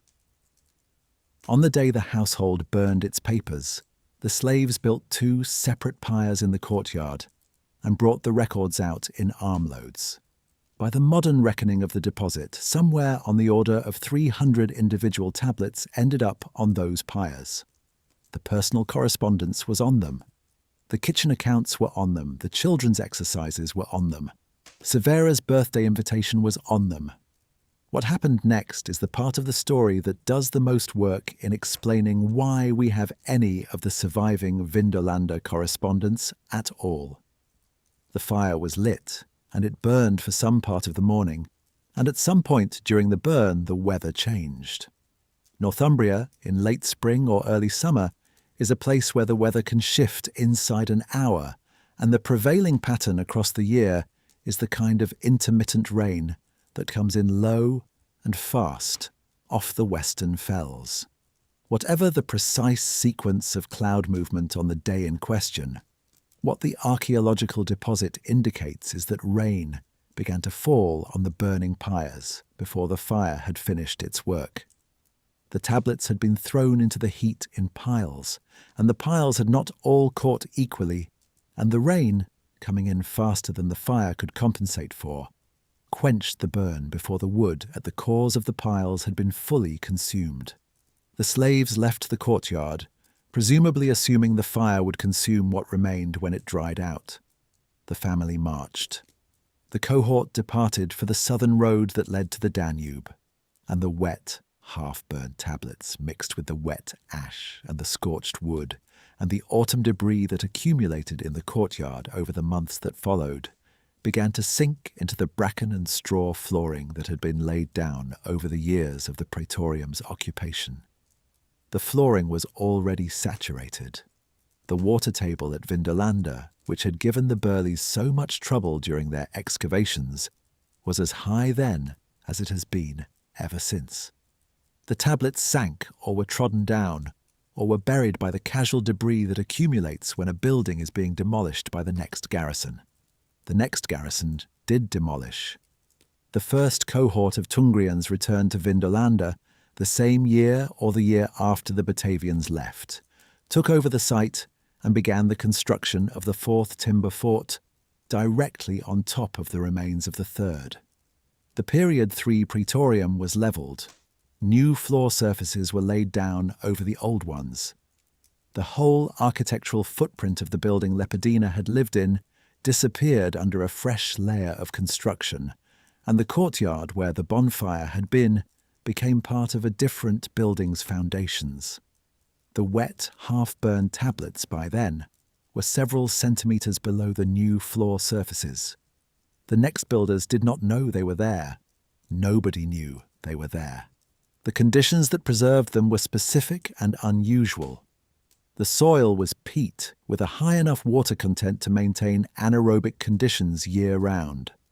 The chemistry of the local water, slightly alkaline, mineral-rich, unusually low in the bacteria that normally degrade organic material, was the kind of chemistry that biologists and conservation scientists have only begun to understand in any detail in the last few decades. The tablets in those conditions did not rot. They blackened slightly. The ink, which was a carbon-based pigment with a gum Arabic binder, set into the wood permanently rather than fading the way iron-based inks would have done over time. The wood compressed under the weight of the building above it, but did not decay. And the writing, the dictated body of Severa's invitation, the 4 lines in her own hand at the bottom right corner, stayed legible. It stayed legible for the 18.5 centuries that followed. Successive Roman garrisons rebuilt the fort, each on top of the last, until the empire withdrew from Britain in the early 5th century. Anglo-Saxon and medieval communities used the site for various purposes. A small Christian community is attested in the post-Roman centuries, possibly with a chapel, and the ground above the buried tablets was farmed, walked over, and gradually overlaid with more recent layers. The Burley family in the 20th century started excavating it. The first tablet pulled out of the ground in 1973 was destroyed within hours by exposure to oxygen. The team improvised the preservation method that allowed the next ones to survive: transit, photography, and analysis. Severa's invitation was one of the early ones recovered, photographed in infrared, transcribed by Bowman and Thomas, and eventually transferred to the British Museum. The point that is worth holding in mind is what almost happened. The standard disposal practice would have worked. The slaves built the fires correctly in the proper place, with enough material to burn through to ash. The intent was destruction, not preservation. The tablet survives because of weather. The oldest piece of Latin handwriting by a woman that has yet been recovered survives because it rained on a bonfire in a Roman fort in Britain on a particular day in 104 or 105, and the rain came in fast enough and at the right angle and with enough volume that the fire could not finish its work before the household had to march. Without that specific weather event, on that specific day, the 4 lines Severa had written in her own hand would have gone the way that the overwhelming majority of all writing produced in human history has gone. To ash, and through ash to the air, and from the air to nothing recoverable at all. There is something to sit with in the recognition that what survives of any past survives mostly by accident. The deliberate efforts to preserve, the libraries, the archives, the carefully copied manuscripts, the institutions that have made it their work to hold on to what humans have written, account for some of what we have, and they account for almost everything that comes from the most powerful societies in any given era. What they account for less well is the writing of the people who were not at the center of those societies. For most of the women, the soldiers, the merchants, the children, the workers, the foreigners and the slaves, and the people who lived their entire lives without anyone in authority caring whether they wrote things down. What survives when anything does is what survived by accident, by weather, by the geology of a specific patch of soil, by a fire that did not finish. The fire at Vindolanda did not finish. The household marched. Cerealis took the cohort to Dacia, where they served in Trajan's second campaign, and where some of them, almost certainly, did not return. Lepidina went with him as far as the cohort's route allowed family travel. Severa, somewhere in the unidentified fort to the west, presumably continued whatever life she had been living before the Batavians left, although the surviving record about her also goes silent at the same point. and what she did with the rest of her years is not in any document that has been recovered. The 4 lines in her hand stayed in the soil. The rest is by now well known. There is a small region of the wood, no more than 6 centimeters wide and 4 tall, that contains the part of the document that most directly belongs to her. Everything else on the diptych, the dictated body, the address on the back, the lines about her husband and her son sending their greetings, was put there by a scribe working at her instruction. The bottom right corner is the one place on the wood where Severa, having taken the pen from the scribe, made her own marks. Sitting in the British Museum today, under glass, with a small explanatory card next to it in English, the 4 lines occupy that corner the way a personal signature occupies the bottom of any formal letter. Slightly off balance, slightly less neat than the body of the text, more direct, more her. The first thing paleographers noticed about the 4 lines when they began the careful work of comparing the handwriting in the corner to the handwriting in the body was that the 2 hands were genuinely different. The scribe's hand in the dictated portion has the small features of professional Roman cursive. What specialists call Old Roman cursive, the everyday script of the early imperial period, distinct from the more formal capitals used for inscriptions and from the more rounded later cursive that developed in the 3rd and 4th centuries. The scribe's letters are tall and slim, with marked ascenders and descenders, and the strokes are economical. The connections between letters are minimal. This is a style that values clarity of individual letter forms over speed. Severa's hand in the 4 lines is recognizably the same kind of script. She had been taught the same general system of writing in roughly the same period. But her execution is looser. The letters are slightly smaller, the spacing is slightly less consistent. The strokes connect each other a little more freely than the scribes do, which is the standard difference between professional and amateur cursive in any handwriting tradition. The professional writes for legibility, the amateur writes for speed. None of this makes her hand bad. It is, by the standards of late 1st century Roman cursive, a fluent and well-formed hand. It is just visibly the hand of a writer who had not been trained as a scribe. The detail in her writing that has done the most to anchor the scholarly assessment of who she was, educationally, is something quite small. She uses apex marks. An apex mark in Latin handwriting of the period is a small accent placed over a long vowel. A thin diagonal stroke, drawn from lower left to upper right, that signals to a reader that the vowel underneath is to be pronounced long. They are not strictly necessary in cursive Latin.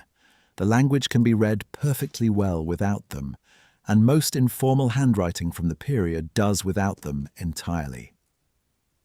They show up most often in formal inscriptions and in writing, produced by people who had been formally trained in Latin orthography to a high standard. The use of apex marks is, in the surviving record, a marker of an educated hand. Severa uses them, not consistently, not over every long vowel, but enough that their presence is clearly deliberate. The apex marks in the 4 lines, and in the related closures she added to the other 2 letters where her hand appears, place her on the educated end of the spectrum of women's literacy in the early empire. She had been taught the formal apparatus of written Latin, including the small features that distinguish careful writing from casual writing. Whoever had given her that education, a private tutor in her family's household, almost certainly, since the formal schooling of girls in the Roman world was largely a matter of family arrangement rather than public provision, had gone to some trouble. The 4 lines reflect that. What this implies about her position in Roman society is consistent with the rest of what can be reconstructed from the archive. Roman women of the equestrian and senatorial classes were generally taught to read and write Latin, and a substantial minority of them were taught to a standard that allowed them to read and write the literary canon. Cicero, Virgil, the other classical authors who formed the curriculum of any educated Roman household. Severa's writing, on the strength of the apex marks alone, places her in that minority. She had not been educated to the standard of a professional scribe. She had been educated to the standard of a literate aristocrat, which was a higher standard than mere literacy and a lower one than professional writing. The hand has been recognized in 3 separate documents in the Vindolanda archive. The 4 lines on the birthday invitation are the most famous. The closing of the second letter, the one in which Severa discusses asking her husband Brocchus's permission to travel, was added in the same hand at the bottom of that document, with the same general features, the same characteristic letter forms, the same apex marks at the long vowels. There is also a fragment, much more damaged, that appears to be from a third letter, where only the closing in Severa's hand survives.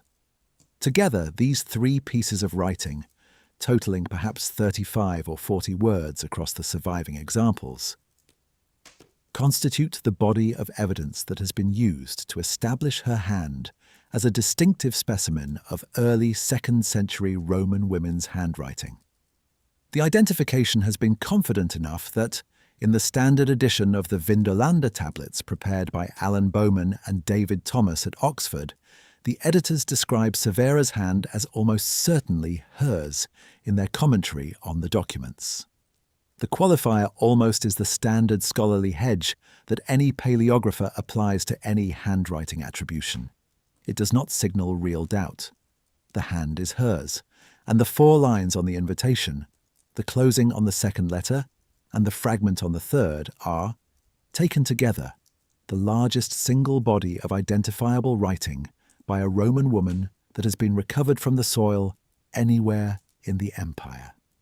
There is something quietly remarkable about being able to say that. Across the documented history of the Roman world, 5 centuries of imperial rule, an empire that at its height contained somewhere between 50 and 100 million people, of whom roughly half were women. What survives in the original writer's own hand, attributable to a specific named woman, is a body of material small enough to be summarized in a paragraph. There are a few papyrus fragments from Egypt that may have been written by women, although the attribution is often uncertain.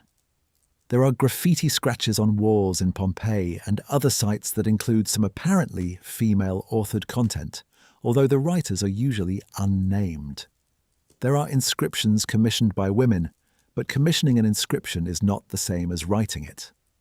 The category of physical writing, made by an identifiable Roman woman, with her own hand on the surface where she wrote it, is small enough that it could be displayed in a single museum room. Severa's 3 documents, the invitation, the longer letter, the fragment, are the largest single contribution to that category that has yet been recovered. What is on the wood, in concrete terms, is the closing greeting of a personal letter.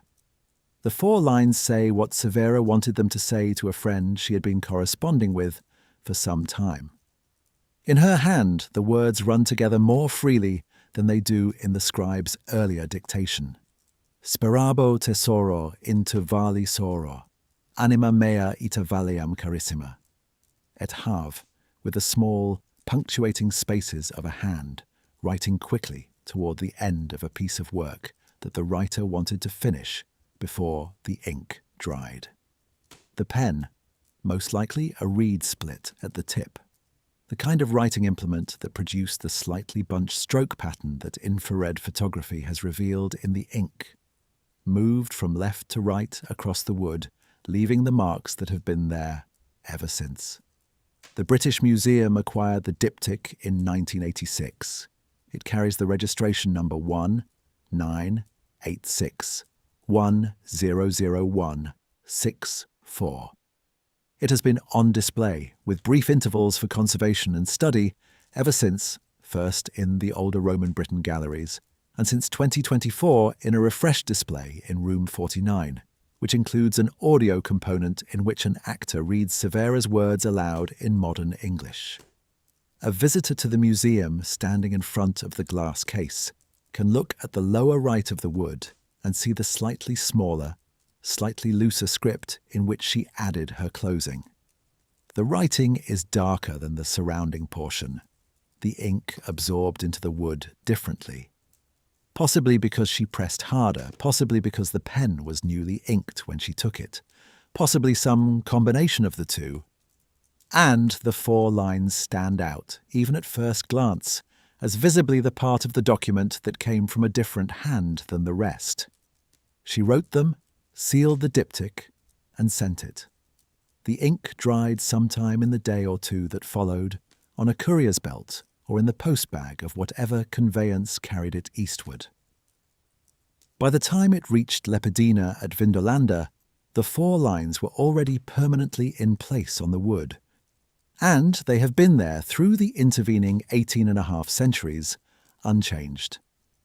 There is a particular tablet in the Vindolanda archive, tablet 118 in the standard numbering, that has on one side the unfinished draft of a private letter, and on the other side, written in a different hand, a single line of Latin poetry. The line reads, in transliteration, Interea pavidam volitans penata per urbem. Translated, it says something close to meanwhile, winged rumour, flying through the anxious town. The line is not famous.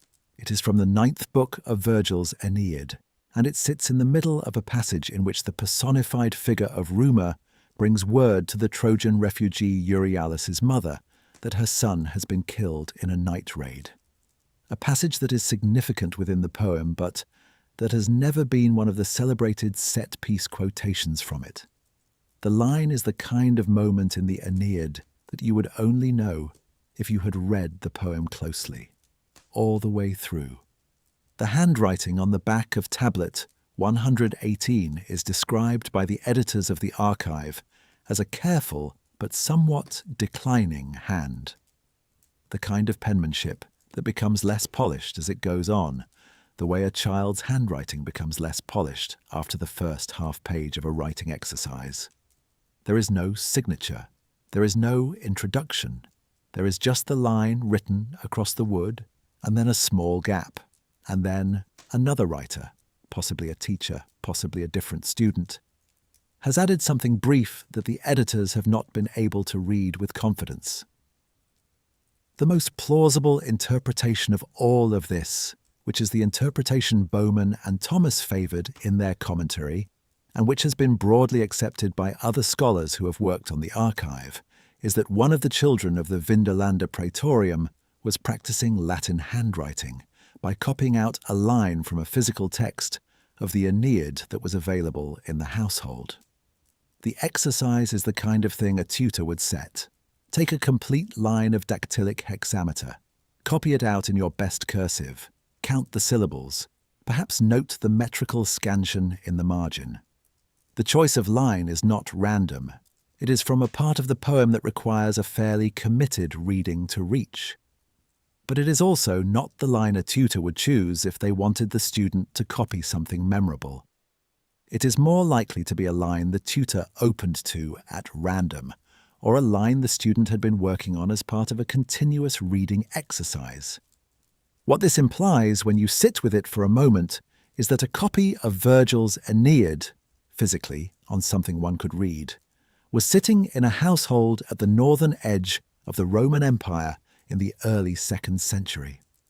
The poem had been written about 120 years earlier in the reign of Augustus, and by Severa and Lepidina's time it was already established as the central work of the Roman literary canon, the equivalent, in cultural weight, of Shakespeare's plays in modern English language education.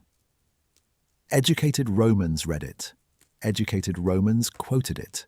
Educated Romans set it as homework for their children. The Praetorium at Vindolanda contained a copy that someone in the household, a tutor, the parents, perhaps a literate slave, was using to teach a child to write. The copy itself was almost certainly a papyrus roll.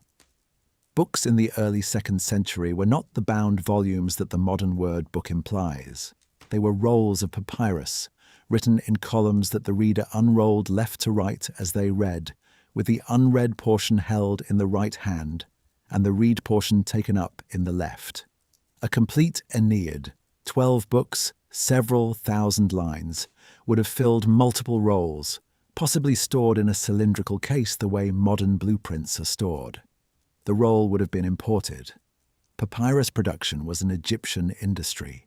The rolls were copied by trained scribes in Alexandria or Rome, and a complete Aeneid would have been a substantial purchase. The fact that one was at Vindolanda implies a household with enough disposable wealth to buy literature for the education of the children, in a posting where every other physical object in the house had also been imported across most of the empire to get there. This is the part of the picture that takes the longest to absorb. The frontier image that most modern readers carry of Roman Britain is one of military austerity. Auxiliaries in animal pelts, boundary walls, garrison life under conditions of perpetual alertness. Some of that picture is true, particularly of the auxiliary cohorts themselves, who were housed in barracks outside the central praetorium, and whose daily lives were closer to the soldier's life of any frontier in any era than to the cultured Roman life of the central provinces.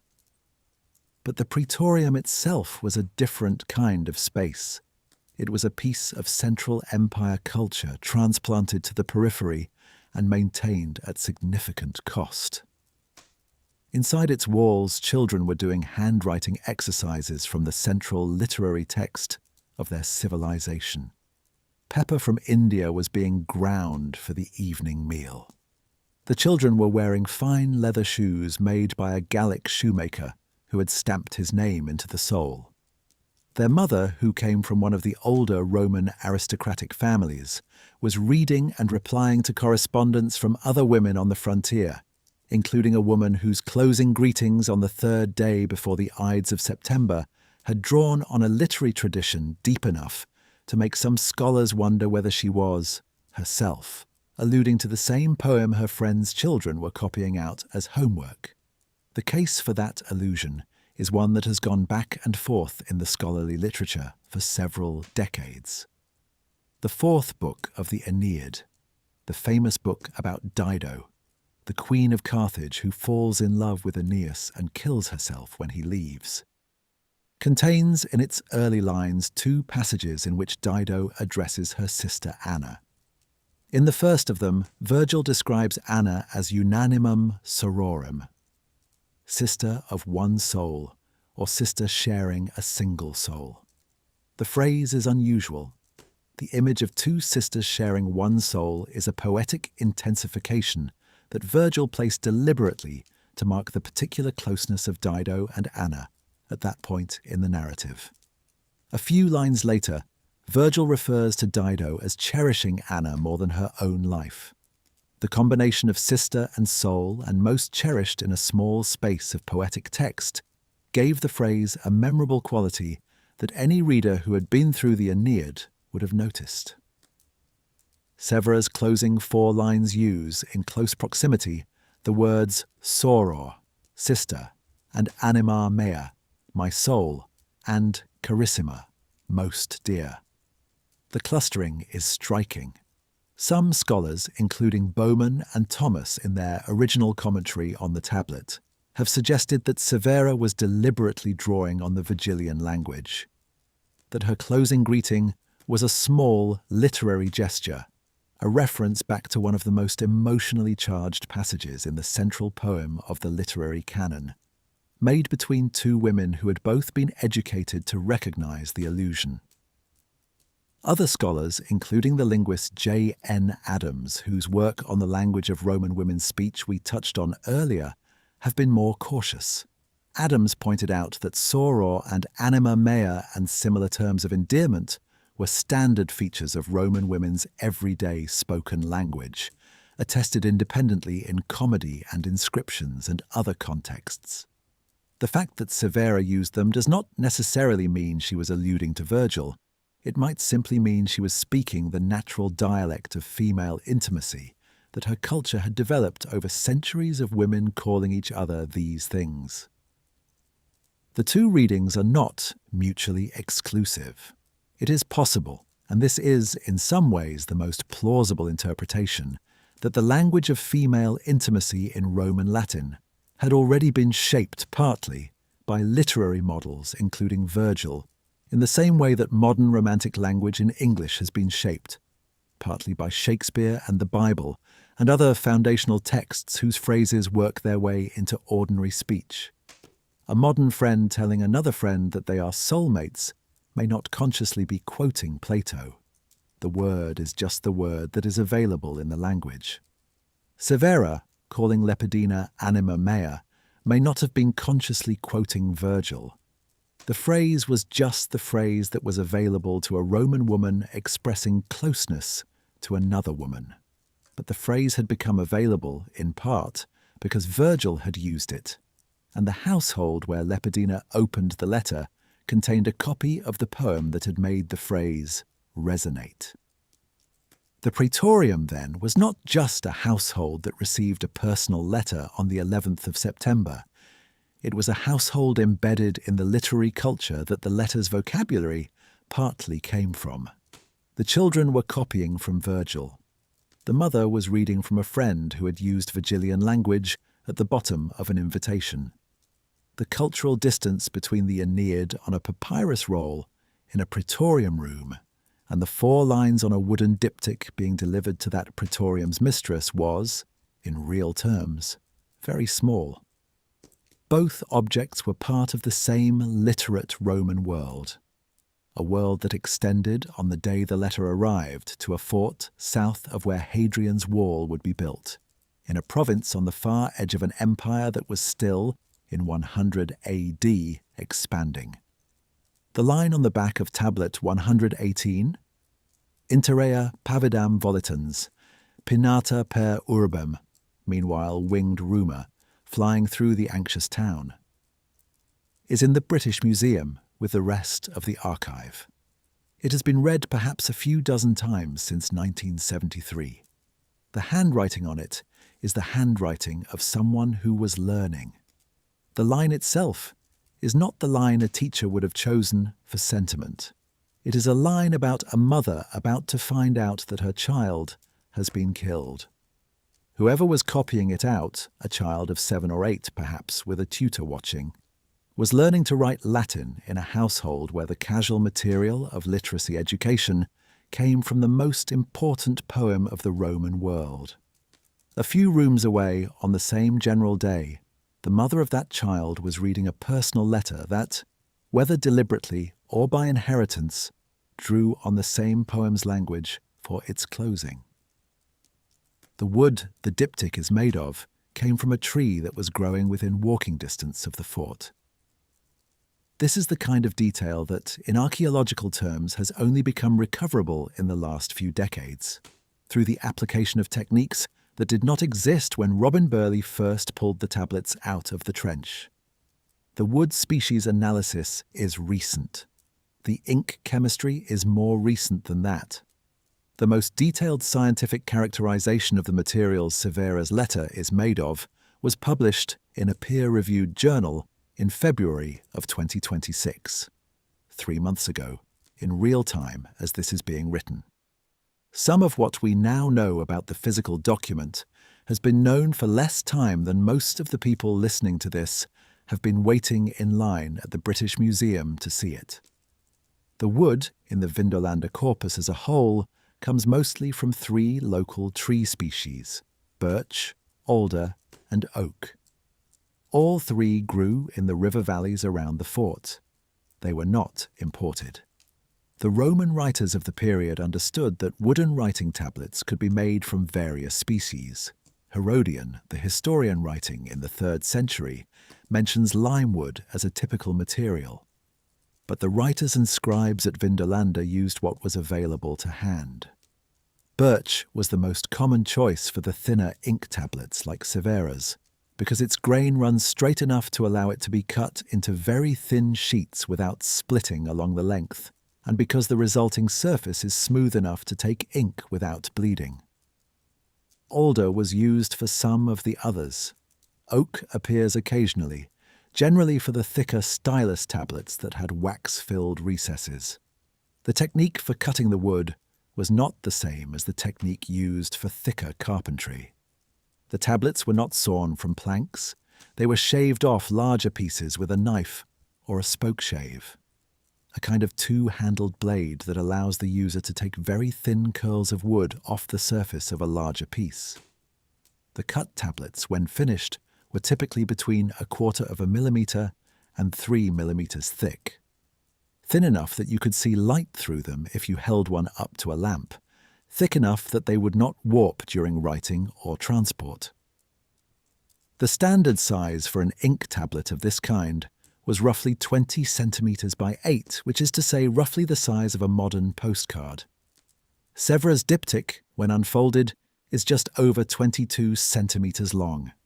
The diptych form itself, 2 leaves joined along a central scoring and folded face to face, was a piece of design intended to protect the writing during transit.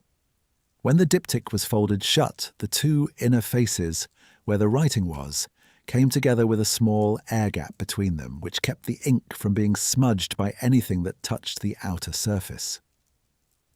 The edges had small notches cut into them, through which a cord could be passed to bind the diptych closed.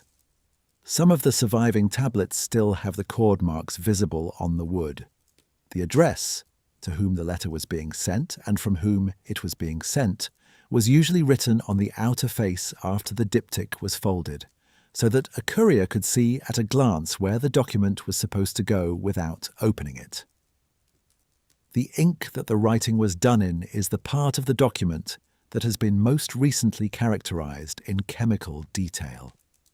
The standard composition of Roman ink for ordinary writing was a suspension of finely ground carbon, usually soot collected from oil lamps or burning resin, in a binder that held the carbon in liquid form long enough to be applied with a pen, and that dried as the binder evaporated, leaving the carbon adhered to the writing surface. The binder was usually a plant-based gum, most commonly gum arabic, which is the resin that exudes from certain species of acacia tree when the bark is damaged. The combination of carbon black and gum arabic produces an ink that is essentially permanent. The carbon does not fade over time, the gum binds it to the surface, and the resulting line will remain legible for as long as the surface itself remains intact. The 2026 paper, prepared by a team of conservators and chemists at the British Museum, led by the conservation scientist Giovanna Vasco, used a combination of analytical techniques, Raman spectroscopy, multispectral imaging, X-ray fluorescence, to characterize the inks across a representative sample of the Vindolanda tablets. What they found is that the inks are indeed plant-based carbon blacks with gum arabic binders, broadly consistent with what classical sources had described and what previous chemical analysis had suggested. What they were also able to do for the first time was to differentiate between specific batches of ink. The ink used in one tablet was not always the same as the ink used in another, and the small chemical differences between batches are detectable enough that, in principle, the future analysis of the archive could allow the editors to identify which inks were used in which households, which scribes worked from which ink supplies, and how the supply chain for writing materials operated across the frontier. For the immediate question of how Severa's letter was written, the implications are concrete. The wood was local, cut on the day or in the week the letter was written. The pen was a reed split at the tip, the standard writing implement of the period. A length of dried reed, perhaps 15 centimeters long, with the writing end cut to a fine point and split lengthwise to allow ink to flow down the split as the pen moved across the surface. The ink was made up locally as well, almost certainly in Severa's household, by mixing soot from a lamp or a brazier with a small quantity of gum, Arabic dissolved in water. The scribe, working at her direction, dipped the pen into a small vessel of the freshly prepared ink, drew the dictated body of the letter across the upper portion of the wood in elegant cursive, allowed the writing to dry briefly, and then handed the pen, or had it taken from him, by the writer who added the 4 lines at the bottom right corner.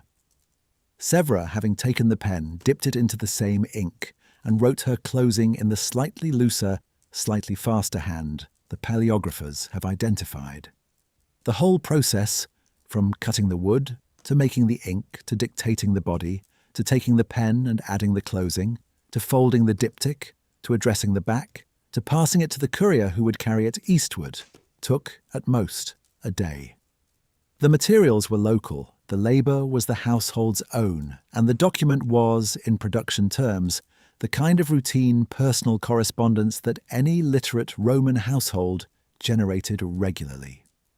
What makes it remarkable is not how it was made. It was made the way thousands of letters at Vindolanda were made, and the way many tens of thousands of letters across the empire were made. But the fact that this particular one, alone among the ones that were addressed to women and signed by women, has come down to us with the writer's hand still clearly visible. The wood, the ink, the technique, the format, all of it is now characterized in scientific detail to a level that allows the document to be understood as a physical object as well as a text. The understanding is current. The peer-reviewed paper sits, as of this recording, in the most recent issue of the Journal of Analytical Methods in Chemistry. The British Museum has refreshed the gallery display in room 49 to incorporate the findings. The case in which Severa's diptych is held now includes panels explaining the wood species, the ink composition, and the manufacture process, and an audio component in which an actor reads the 4 lines aloud in modern English while a visitor stands in front of the wood. The document has been read more times in the last 50 years than in the previous 19 centuries combined, and the rate at which it is being read continues to rise as new technologies allow new questions to be asked of it. There is something worth holding in mind about the kind of object the diptych is. It was made in 100 AD by techniques that the Romans did not invent. Wooden writing surfaces had existed across the ancient world for centuries before they reached Britain, and that survived in modified forms into the medieval period and beyond. The technology of wood plus carbon ink, plus gum arabic, plus reed pen is the technology that wrote most of the documents that have come down to the present from the late ancient and medieval worlds. The diptych is a particular instance of a long tradition. What is unusual about it is the conditions of its preservation, not the conditions of its production. As an object, it is ordinary. As a survival, it is extraordinary. And as a piece of writing, it is... Through the small chemical accident that prevented the bonfire from finishing, present in the world tonight in a way that almost everything else made by writers like Severa is not. What happened next, in the lives of the people the document came from, the surviving record allows us to follow only for a little while longer. The 9th cohort of Batavians marched south from Vindolanda in 105, joined the field army that the Emperor Trajan was assembling for the Second Dacian campaign, and crossed eventually into the Danube provinces.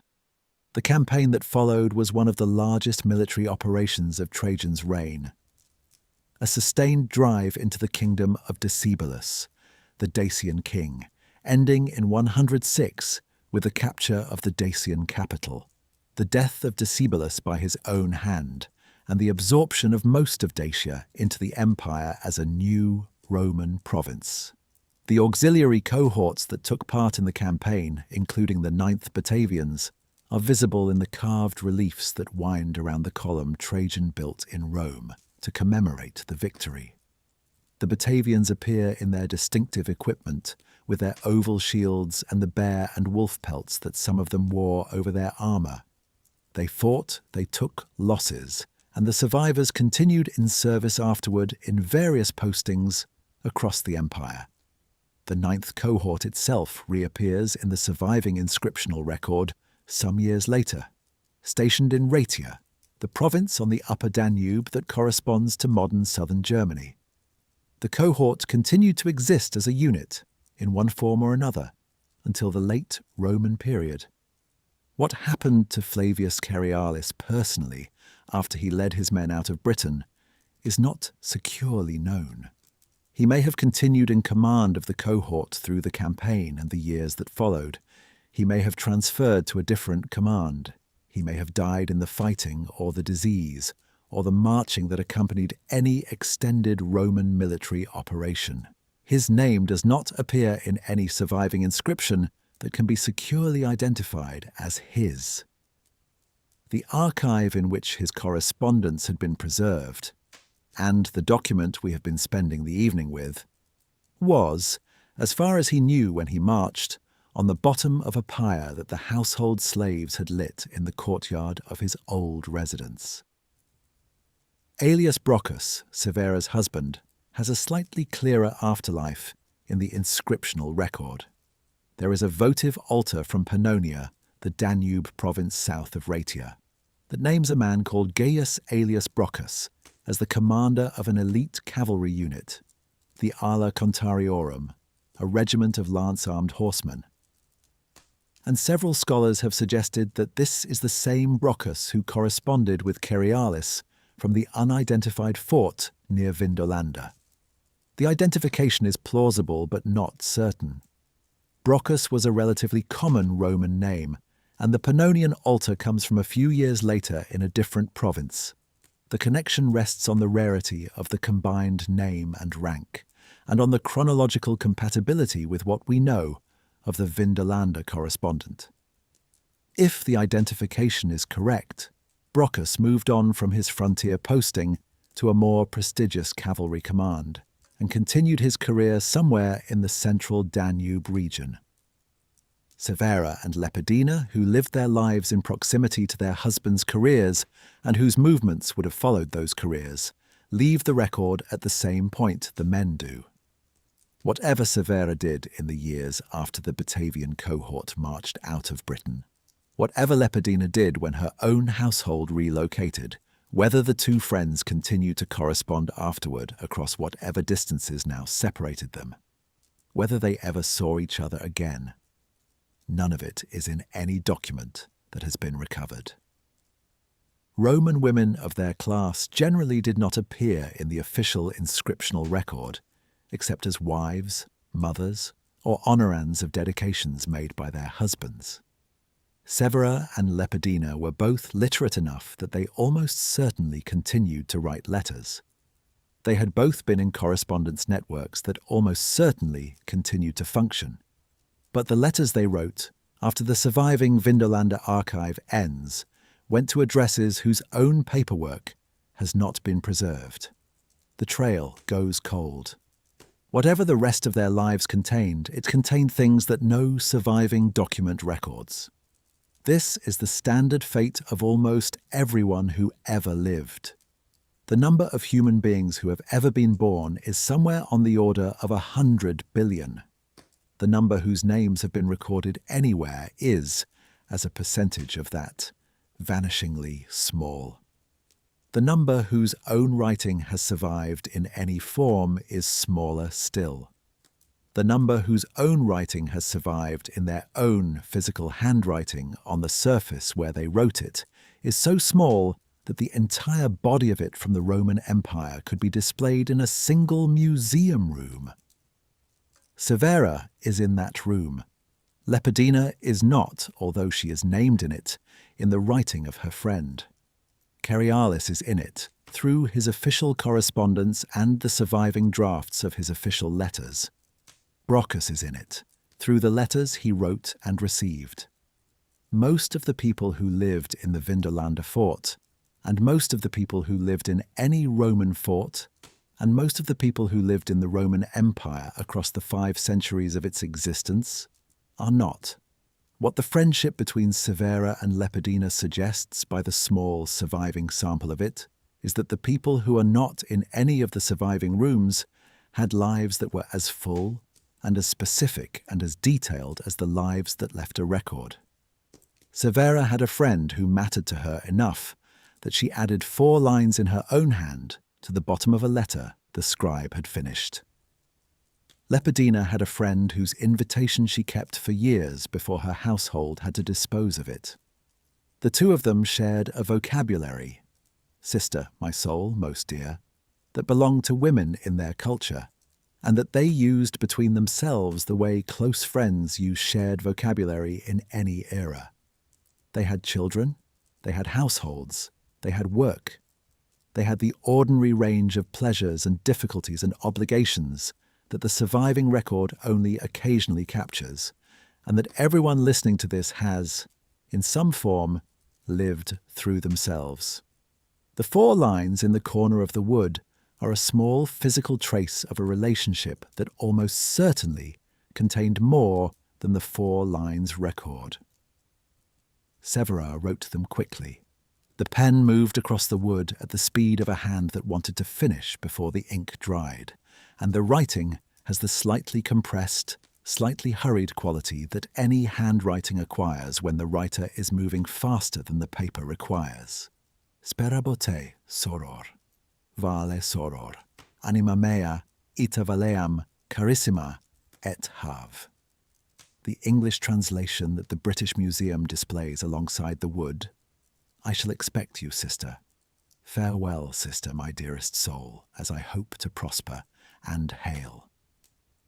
Is accurate in its content, but the rhythm of the original is faster and more concentrated than the English can quite carry. Carissima, the second to last word, is the small, archaic flourish, most dear, that has the slightly old-fashioned spelling, the K where the standard C would have been. It is the kind of word a careful writer might use to add a small extra warmth to an otherwise conventional ending. That word, carissima, is in some ways the center of what the document holds. It is not the most distinctive of Severa's choices linguistically. Anima mea has done more scholarly work, and soror has the longer cultural reach. But carissima is the small, unnecessary tenderness. The word that the closing did not need, that did not change the basic meaning of the farewell, that Severa added because she wanted Lepidina to feel, on opening the letter at the praetorium that day, the slight extra weight of a friend choosing one of the warmer endings available to her in her language. It is the kind of choice that closing a personal letter has always been about. It is the choice every adult listener has made themselves at the bottom of some message at some point, between a more standard ending and a slightly warmer one, on the basis of how much the relationship in question seemed to call for the small extra reach. The diptych sits tonight in a glass case in the Roman Britain Gallery on the lower floor of the British Museum. The room is climate controlled. The lighting is low to protect the surface of the wood. There is a small explanatory card to one side. On the audio guide, an actor reads the 4 lines aloud in modern English. A visitor standing in front of the case at any point during the museum's opening hours can look at the lower right of the wood and see Severa's hand. Slightly smaller, slightly looser, slightly darker in the absorption of the ink, in the corner where she added it. The wood has been stable in modern conservation conditions since 1986. The carbon in the ink will, for any practical purpose, last as long as the wood does, and the wood, in the present environment, is expected to last for the foreseeable future of the institution that holds it. There is no reason, given current conservation practice, that the 4 lines should not be there for the next several centuries at least. The document has, by any reasonable measure, made it through. The fire did not finish. The soil held. The Burley family and the team they trained recovered it. The British Museum and the scholars at Oxford read it. The display has been refreshed. The science has caught up. Severa's 4 lines written quickly on the bottom right of a piece of birch wood at the edge of an empire that no longer exists are present in the world tonight in a way that almost everything else from her life is not. What that is worth in the end is something each listener can decide for themselves. The case can be made that the 4 lines tell us something we did not know about Roman women, or about the early empire, or about the social geography of the British frontier. All of that is true. The case can also be made that the 4 lines tell us almost nothing we did not already know. That the affection between close friends has always been like this. That the small tendernesses of a closing greeting have always been like this. That the structure of one woman writing to another to ask her to come for a birthday is the structure that human friendship has always taken between people who are separated by distance and who care for each other across it. That is also true. Both readings can sit together. The 4 lines are a small surprise, and a small recognition, and a small confirmation that the past was not a different country in any of the ways that matter most.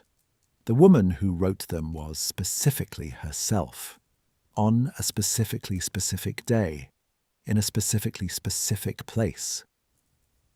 And what she wrote was the same thing that close friends, in any era, have written to each other at the end of letters. They wanted the other person to enjoy receiving.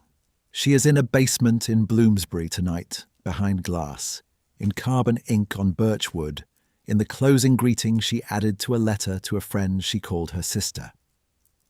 She has been there for 39 years in that particular case.